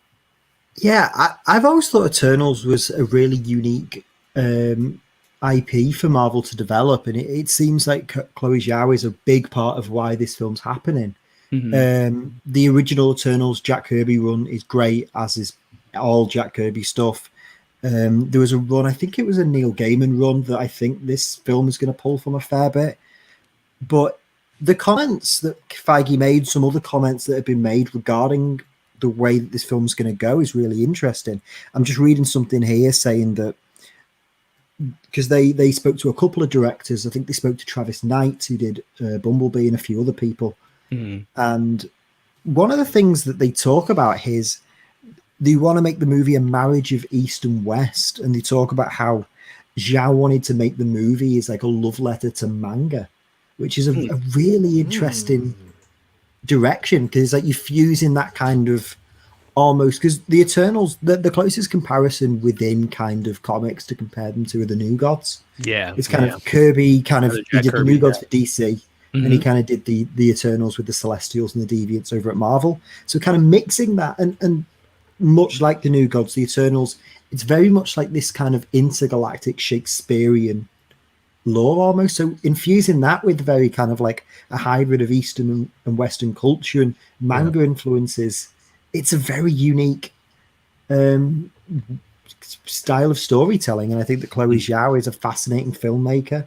Yeah. And, Feige says it was one of the best pitches he's ever heard. And to be honest, given how quickly they were keen to snap her up and get this project fast-tracked in development, and the people have got involved in it, it speaks as a testament to how much confidence he has in it. And if he has this much confidence in it, it's probably going to be great. And I think it will be. And tossing it to you, the Blurb Girl, just kind of your expectations level for this film and kind of exploring these characters. And again, just, I think there's not a coincidence that you pick some, speaking on the Shakespearean aspect, the family drama and the politics of Game of Thrones that we got with the Robb Stark and, Jon Snow is a good casting there. But this cast is great. Angelina Jolie, Brian Tyree Henry, we saw with Kumail Nanjiani got just ripped for this role. I mean, the cast is incredible. What's your expectation level for the Eternals coming out, hopefully later this year? I think it's going to be amazing. I think, again, this is we have a chance to take things in a different direction. I like that Shakespearean thing, like you were talking about. If it is an ode to manga, I am all here for it. Here's the thing: I have a different perspective on Feige saying like, no, it's good, it's really good, she's amazing, it's really good. It's simply because women that are brought into a lot of these geek spaces, Ava DuVernay went through this too, when they're announced, there's a lot of outcry like, oh, this is just some SJW nonsense or whatever. So then the marketing machine has to work overtime, even if they're amazing at what they do. The marketing machine has to work overtime to say, no, but really, they're good. I'm a guy, and I'm telling you they're good. So nobody in filmmaking thinks that Chloe Zhao is anything but spectacular director. But because nobody in the world of the, genre filmmaking really knows her, it's like, oh, is this just another, diversity pull? Like, why isn't she directing Shang-Chi? Like, stop. she's good at what she does. Let's see again. I wish we were seeing teasers and trailers too, but I have a weird feeling that it's got some tie-in to whoever's to Wanda or Loki or something. Yeah. Because the Eternals. I also think we're going to see Thanos again because these are his people. This is his family. Yeah. I also think that just in terms of what we're going to get out of this, they're going in a completely new direction. I mean, we've got a queer character. We've got a deaf actress actually playing a deaf character. These are things that not just aren't seen in genre films in the MCU. They're just not seen. So I am excited to see the stories that they build out of all this. And I am very confident, being that Chloe Zhao has also had control over the script and not just the directing, that we're going to see a really, really good story. Because it always feels a little different when it's the writer stays on, but then you see directors leave, and then another director comes in. This movie seems to have been consistent from day one. And that makes me feel better. The last thing I'm going to say is I got a chance to talk to Kit Harington at Ace Comic-Con. My God, was that 2019? What, like 20 years ago? And and he had said he wasn't able to divulge about the Eternals on stage. Yeah. But like he backstage, as well as at this point, it's people are talking about the other characters. At that time, they weren't. But Richard Madden, he said, is just amazing. He's gonna be amazing, and I wouldn't expect anything, less. I mean, that the whole Stark family went through it, but he was one of the characters that I did really like, and I think he's going to be amazing. And Camille Nanjiani, everybody. I'm really looking forward to. I mean, come on, Nanjiani's been working out for like what, 3 years? Yeah, that's got to pay off. Hey, I hope so. And again, these characters are bigger than life. I believe this story is going to span over 5,000 years. So we're going to get some modern times, some past times. I believe Kit Harington is playing the Black Knight, which I'm not too familiar with his lore, but I believe it has, I don't know if he deals with Excalibur and all the different things of Marvel and dive into that kind of realm of the MCU. It gets me excited. But Chris, man, wrapping up this conversation about the Eternals, man, just your thoughts on what this film can be. And if it is like essentially kind of the launching pad of the MCU with diving deeper into the outer space, deviants, celestial beings, things of that nature. What's kind of your expectations for this film, man? Yeah, so by now, I've learned to never doubt Marvel and what they're introducing, and this is the first film since when Guardians came out, that I'm like, I don't see how this is going to work. Is it going to fit in, and now knowing how the way Marvel works, and they always try leading up to an event or characters meeting others. I mean, this film in itself has an Avengers cast with just so many characters being introduced and thrown in. So that's kind of just what I'm most interested to see, is how they're going to make that dynamic work with all these characters, if they're going to try tying them in to meet other superheroes that they're about to show, like Shang-Chi or Wakanda and Black Panther and whatnot. But I got to believe it's going to be good. I can't believe how ripped Kumail Nanjiani got for this role. Like every time I see that, it just blows my mind. And I also curious to like what kind of action sequences we're going to get, if they're going to throw in young Thanos, just that world building again, how he fits into the story. So I'm excited for Eternals, but at the same time, I actually just don't even know what to expect. I just want to see that cast interact. I hope we get a trailer, hopefully in February during the Super Bowl. That would be fantastic. Or, a nice way to end the WandaVision show in that week before Falcon and Winter Soldier is maybe, I don't know, set up a trailer or a teaser in that show, maybe like a little post-credit scene of the Eternals. That would be pretty cool. But let us know in the comments, guys, those who are watching the replay, your anticipation level for the Eternals, your excitement level for the Eternals. And if you're a big comic fan, what should we be looking forward to in this film? And what kind of stuff should we be reading maybe to prepare ourselves for the Eternals coming later this year? Let us know in the comments. So we've been running for about 2.5 hours, and I don't want to keep my guests too long. I know, Owen, it's probably like 3 o'clock in the morning in the UK for you, man. Wow. Again, I appreciate you coming on. Just a couple more stories here. One being, again, we just talked about the Guardians. This kind of the recent news with Taika Waititi obviously bringing in the Guardians of the Galaxy to his Thor Love and Thunder. Leo, man, what kind of what can we expect for the Guardians of the Galaxy in Thor 4? A big role, a certain amount of characters going to be all the way in? Is it going to be like the opening of the film?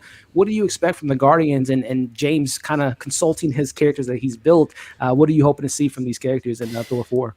Well, I love that James is just always involved with these characters. I mean, he was in an Infinity War and Endgame. Like, he's just had a heavy hand on these characters since their inception in the MCU. So I love that there's this continuity and continuing to involve him with the characters that he established in this universe.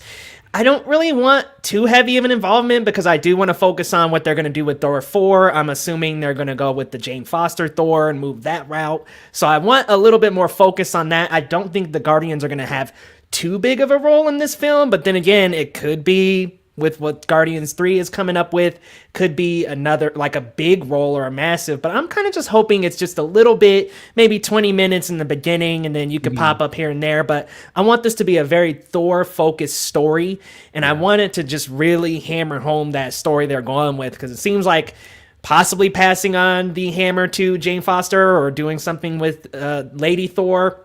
I want to focus on that mostly and kind of have the Guardians take a back seat to this story, and then Thor, same thing with the Guardians, have that be a Guardian story with Thor involved. Yeah, it'll be really interesting because, again, this could be a Hulk situation where he's kind of tossed in to fight Thor, and I'm not saying the Guardians going to fight Thor, but just kind of the role that Hulk played in Ragnarok is they kind of splice in different versions of the Guardians. You get Rocket and Groot that can, the CGI characters, so they're not going to be, super expensive to kind of get their voice acting versus having someone there like a Gamora, having a, Chris Evans or Chris Pratt, things of that nature. So, Owen, man, just your thoughts on what we can expect from the Guardians, and also just kind of your anticipation for Thor Love and Thunder, which has a lot. Valkyrie, we got Thor coming in the mix again, and all the different stuff that we have.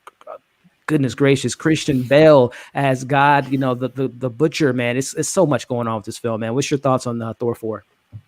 Yeah, I think it's really cool. I don't expect to see much of the Guardians. I think that like you said, it'll probably be the first 20 minutes. I think we'll get a sense of like, okay, at the end of Endgame, he and the Guardians go off into space as Guardians of the Galaxy. We'll probably, I'd like to see something like at the start of Guardians 2 where you got that opening credits scene where they're all fighting the big monster, maybe something like that to set up like, I don't know, Thor's been with the Guardians for a year, here's some of the little adventures they've gone on, and then they kind of drop him back off at Asgard to check in, and then, I don't know, Christian Bale's there shouting at people off camera or something. doing Christian Bale stuff. Right. But yeah, I can't imagine they'll have a long presence. I think it's mostly just to tie up the loose ends of where his character was the last time we saw him, get some fun interactions with those characters that he bounces off really well, and then also kind of set the Guardians off out in the galaxy, doing their own thing in Guardians 3.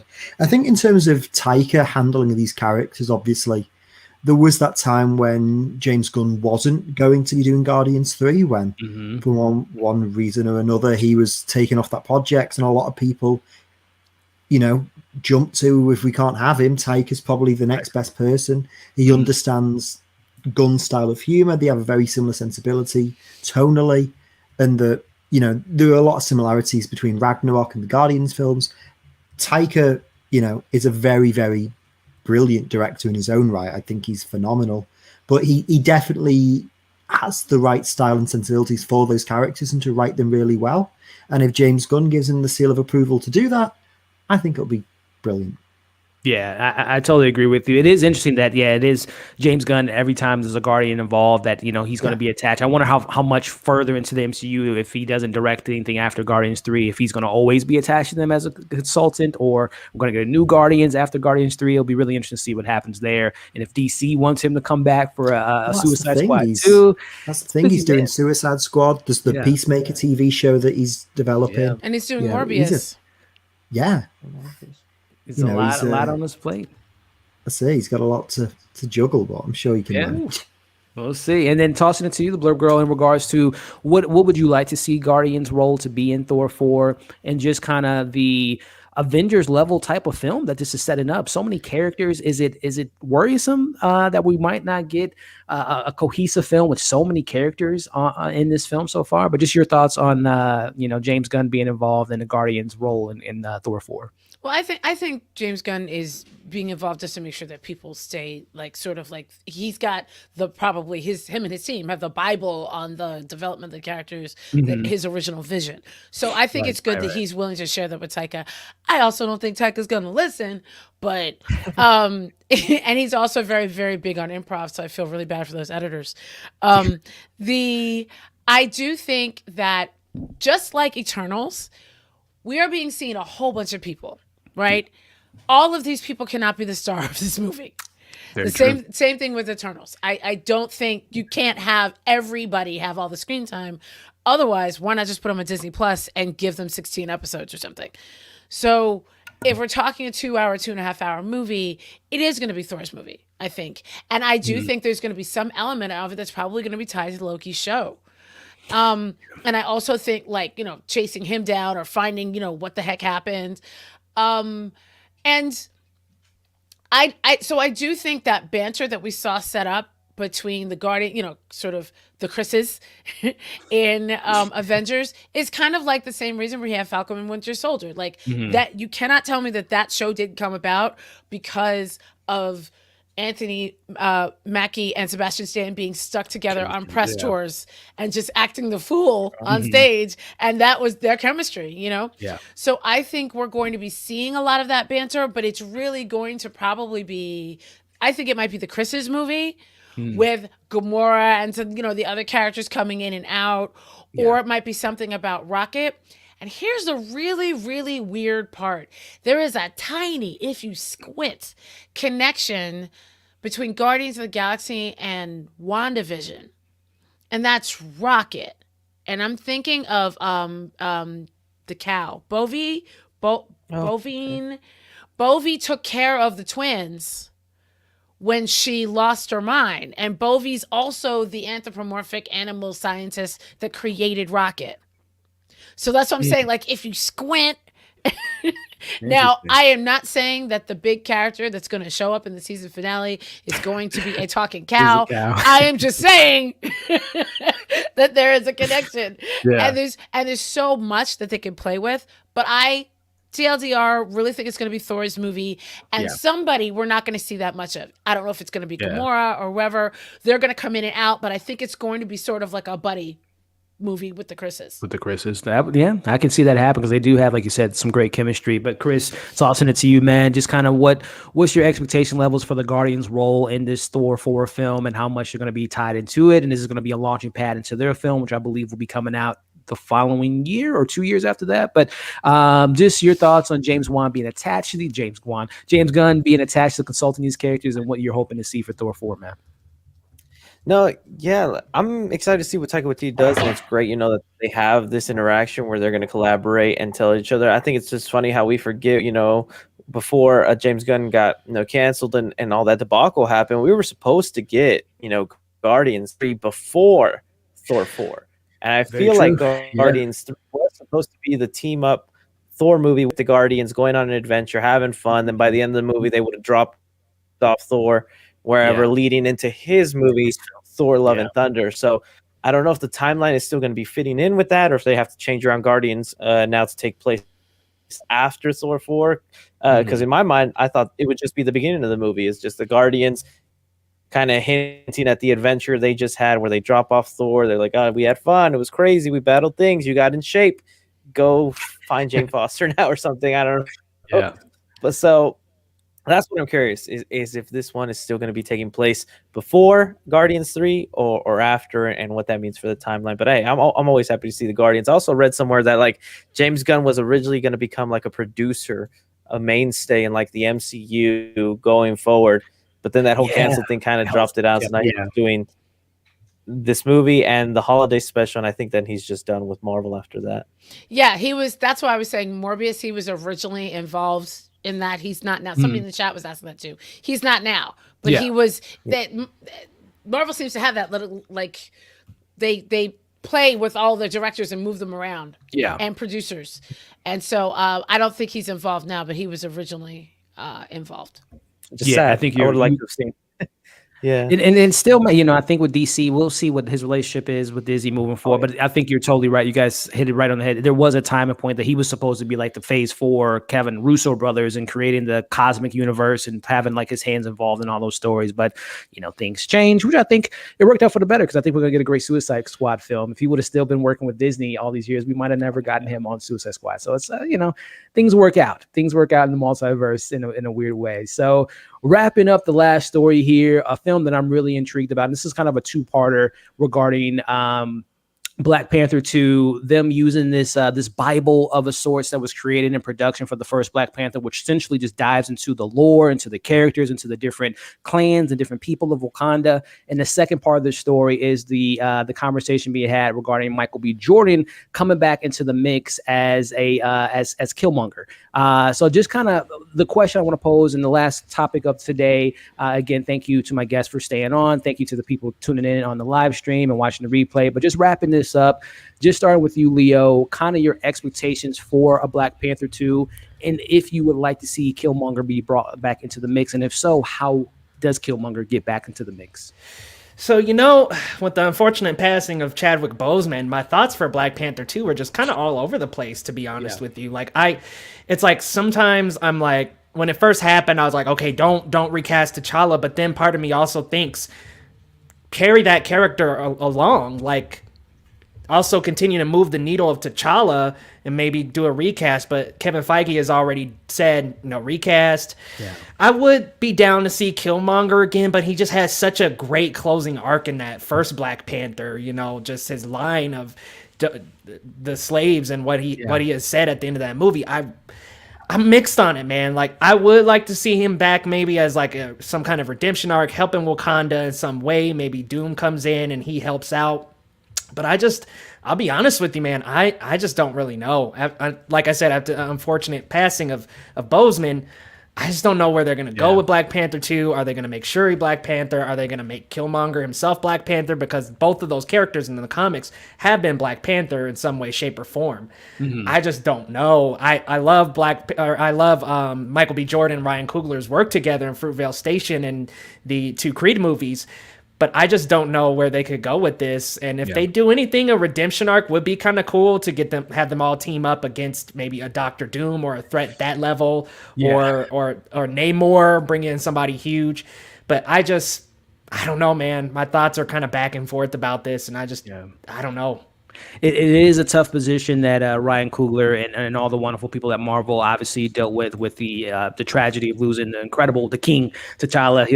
Chadwick Boseman will always be T'Challa, just a great actor and great person, and definitely rest in peace to him.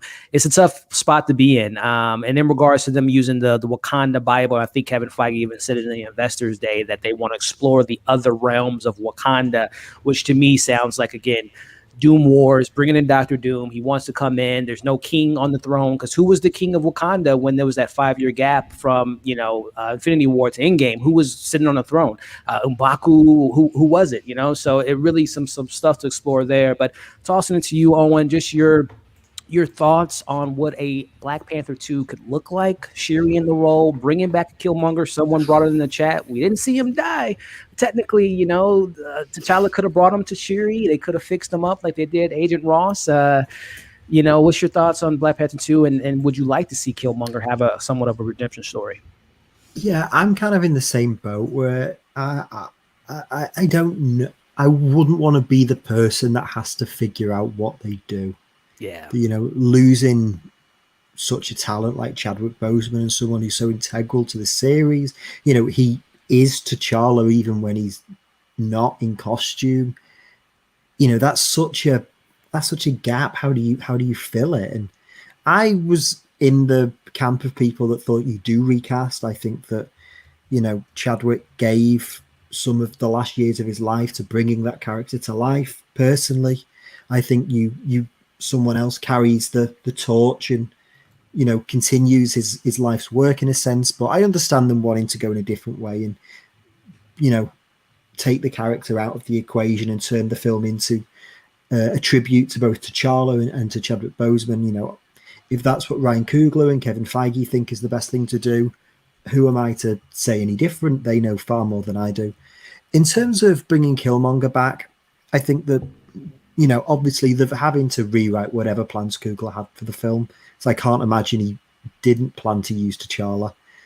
So I'm sure it's possible. Obviously, him and Michael B. Jordan are very close, and if he needed, you know, I need you back, I'm sure he'd be more than willing to.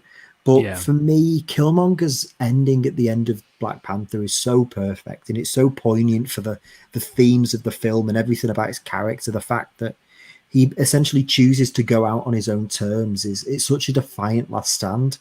And it's the way he chooses to go out that I think that influences a lot of the ways T'Challa changes in the end of the movie and going into his stories in the Avengers films.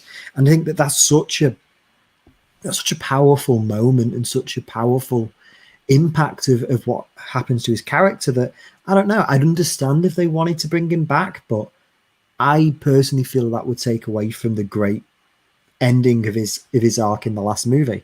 Now, you know, they could bring him back and they could do a redemption arc, and I'm sure it'd be great because, like I said, Michael B. Jordan is a terrific actor, especially when he's with Ryan Coogler. But, you know, who knows? Maybe it's Shuri. If I had to choose, I'd probably go with M'Baku right now, especially given that, as far as I know, he didn't get snapped away. So, you know, you could set up that he'd already basically taken over that mantle for a few years. But yeah, it's a strange one.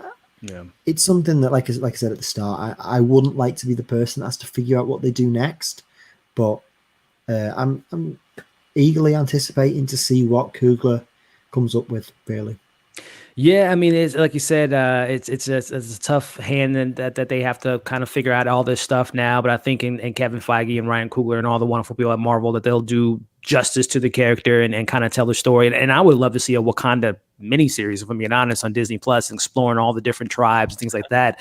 That would be a very expensive show, but a show I would welcome. But tossing it to you, the Blurb Girl, just kind of what you hope to see in a Black Panther 2, the idea of bringing back Michael B. Jordan as Killmonger from the ancestral plane, you know, bringing an alternate version of him. Again, I don't know what they can do with Killmonger, but, you know, and Kevin Feige and Ryan Coogler we trust. Again, I don't think we have to bring Killmonger back, but my perspective is very different. First of all, there is a huge amount of history and things that they created. I had a chance to interview Hannah Beekler, the production designer, as well as Joe Robert Cole, one of the co-writers, and the amount of lore and history that they came up with, in addition to what Ta-Nehisi Coates had brought back, plus building on the shoulders of Reginald Hudlin and other people who actually had written a Shuri as Black Panther comic, the material is there. It's all there. Even the latest comic that was written by Nnedi Okorafor is called The Search for Black Panther, and Shuri is trying to find him. So, like, all of the material is there. So, I don't think that they will recast Black Panther for the next Black Panther movie, for Black Panther 2. For Black Panther 3, I think they will. So, I don't think it's we are not ever recasting him ever. I think it is we are not recasting him for Black Panther 2. And simply because there's too much money. Marvel will not turn down money. They're not going to. So they will recast, or there are all these other storylines. Like, again, if Wanda breaks up this reality, there are multiple realities. There are realities that Black Panther and Storm, that T'Challa and Storm had children, and one of his children became king. There's all of these different things that they could do. He had a son and he had a daughter. Nobody, this is the kind of, I told you, I love the side characters. So this is the kind of stuff that, like, I dig into. The lore is there. And on top of, like, all of these different worlds that they built, think about it.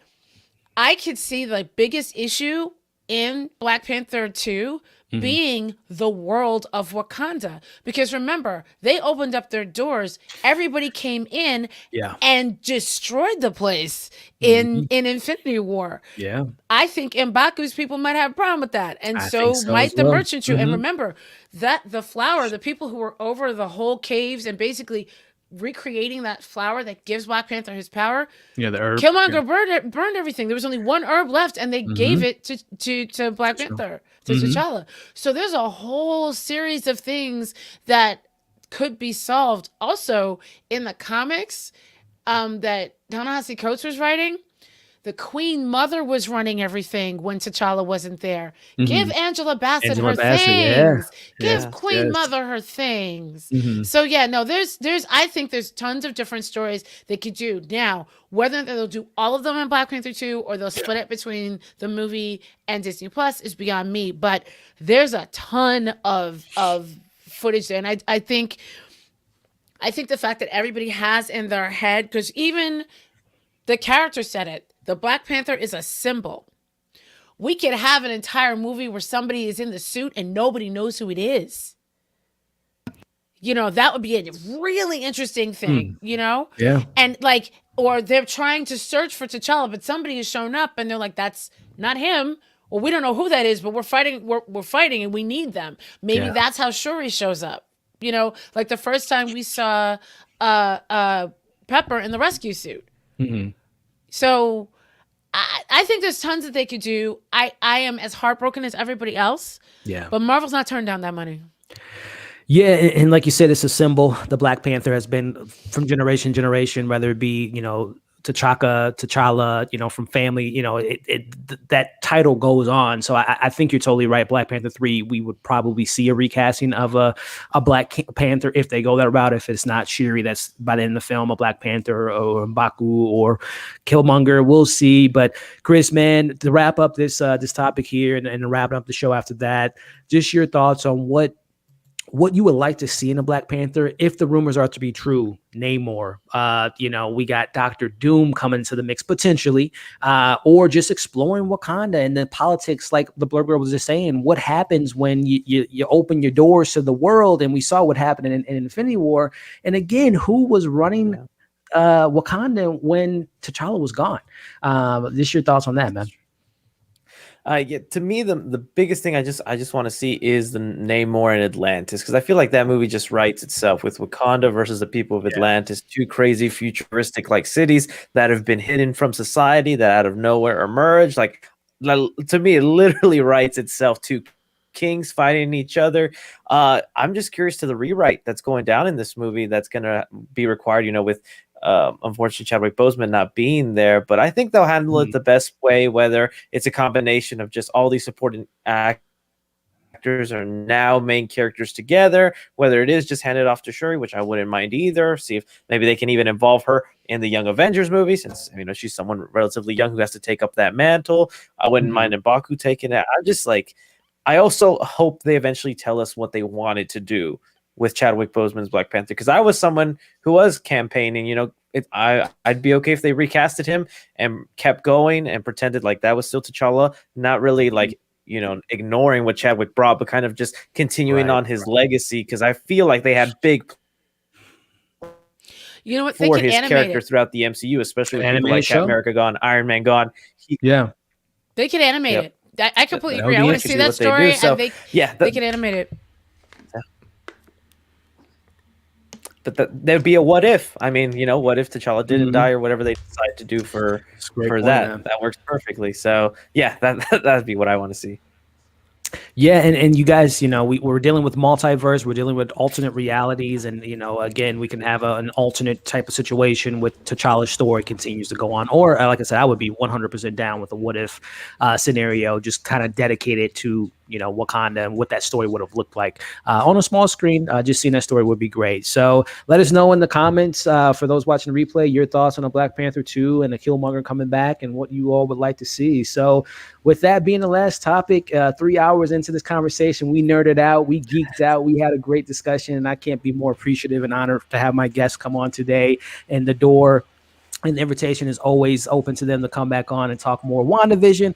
You best believe we will be having a you know, Falcon and Winter Soldier show after this show ends and diving deeper into that series. So again, before we head out, I want to give the time to my guests to kind of plug their channels, their social media accounts, starting off with Leo, man. Where can the people find you? And what's a video that we can look forward to on Geekly Goods coming pretty soon, man? So come on over to youtube.com/geeklygoods, everybody. First and foremost, thank you so much, Elliot, for having me on the channel. It's been a pleasure talking with you all WandaVision, because, man, I've just had so much stacked in my head at this episode. It's just such a great series so far. So I've loved to come together with you guys and talk about it. So this has been a great occasion. Thank you again, Elliot.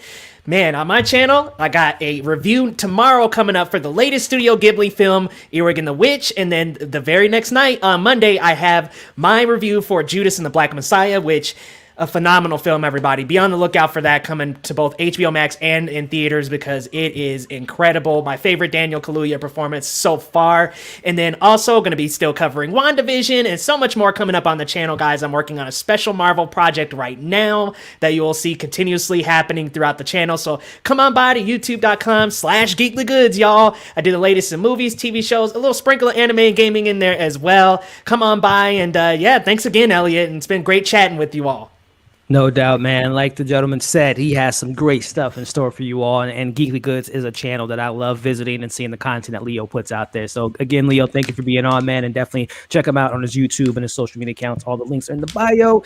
Tossing it over to my man, Owen, who again, thank you, man. I know it's late over there in the UK, and I'm so thankful for you being on, dropping some knowledge of the comics and sharing your opinion on WandaVision and these news. So, man, Owen, where can the people find you? What's the next deep dive we can expect for you diving into the comic books, man? Yeah, unfortunately, I don't have the stamina for live streaming that I once had. I used to be able to go until 1, 2 in the morning, but, you know, as you get older, you lose the ability to, you lose the durability of youth. But it's been a pleasure. It's been great chatting WandaVision with you fine folks. Yeah, if you want to learn more about the real world history of comic books and superheroes, head on over to Owen Likes Comics, youtube.com/Owen Likes Comics. Check out the recent video I did diving into the House of M comic book and all the real world origins and the significance of that book. Next up on Thursday, you'll have a video about the 1999 animated show Avengers United They Stand. And I'm working on another deep dive currently into one of the most famous Batman stories of all time, which is Nightfall. So if you want to hear about how that's going, follow me on Twitter at Owen Like Comics. Awesome. I can't wait to see that new series you're starting, man, and diving deep into the comics, man. I'm really excited for that. So tossing it to you, Chris. I don't know if we lost the blurb girl, but tossing it to you, my friend Chris. Again, thank you so much for tuning in, man. Where can the people find you on YouTube? What's the next big news break we're going to see from you, the next movie update from you, man? Again, I thank you for having you on, Chris. But where can the people find you, my friend? Yeah, you guys can find me at youtube.com/3C Films. Really appreciate you having me on, man. Lot to dive into WandaVision. I'm only getting more curious as the show goes on. As far as what you'll see on my channel, I mean, we had a little bit of news of like Cloverfield getting a direct sequel. Now we know the official title for The Matrix 4. So stuff like that is probably what I'll be diving into tomorrow. But again, just like meeting you guys and being able to talk some geeky stuff is always fun. Thank you. No doubt, man. Again, I'm looking forward to the next news that you drop on us and the breaking news and dive into it, man. I love all you guys' channel, so definitely show them support. And we got the Blurb Girl back in the building. If you want to tell the people where they can find you, what's next on the channel, again, I'm so appreciative to have you on, and hopefully we can have you on in the future for a full entire episode. But again, I'm so thankful to have you on. But again, if you want to plug your social medias and your YouTubes and Twitters and the next thing we can expect from you. Sorry about that. I don't know what happened, but I'm basically the Blurred Girl everywhere. TheBlerdGurl. On all the platforms. Y'all see me a lot on Twitter and Instagram. I also have a show on Tuesday nights on Twitch on the OSNYC channel called The Blurred Girl Live. It's from 8 p.m. to 10 p.m. Eastern. I'm always dropping stuff on all my platforms, but the Blur Girl Live is sort of like a live podcast episode. And I, this week, am going to be talking to gamer, writer, and journalist Malik Forte. And then I'm following that up with a conversation with the team behind the Netflix animated short Cops and Robbers. It's a beautiful animated film if you haven't seen that yet. And I've got a lot of people coming up this season. I've got Alicia Marie Body. I've got N.K. Jemison. I've got a lot of amazing people that I'm going to be talking to about just geekdom, fandom, gaming, and basically introducing a lot of people to some creators and some fans and fandoms that they might not know about, and side characters. I love it, guys. Again, check out her content. The interview she just recently did with Malika was incredible. I saw your interview that you did with the director of Spider-Man Into the Spider-Verse. Yeah, Peter Incredible Ramsey. content. He's She is great. you're a great host. You're a great journalist, and I thank love you. your content. I'm so glad to have you on, and again, hope to have you on again in the future. So, ladies and gentlemen, that was our 3-hour super cut, Snyder cut, whatever you want to call it, Josh Whedon cut of WandaVision into Everybody hydrate. Everybody get some water, take a bathroom break. Owen, get some rest. But again, guys, I thank you for tuning in to this live stream. We will be back next week with our co-hosts as well as some other special guests. And again, I hope to have all of these wonderful people on the channel again in the future. But I was your host, Elliot, here from Movie Files. Again, before you all head out, give the video a thumbs up, share the video, leave your thoughts in the comments once you've watched this replay. And again, support these amazing people because they have some great things to say and some great content to deliver to you all. So again, thank you for tuning in. Hope you all have a great weekend, and we'll see you next week on this live stream for WandaVision and MCU News. Take care, everybody.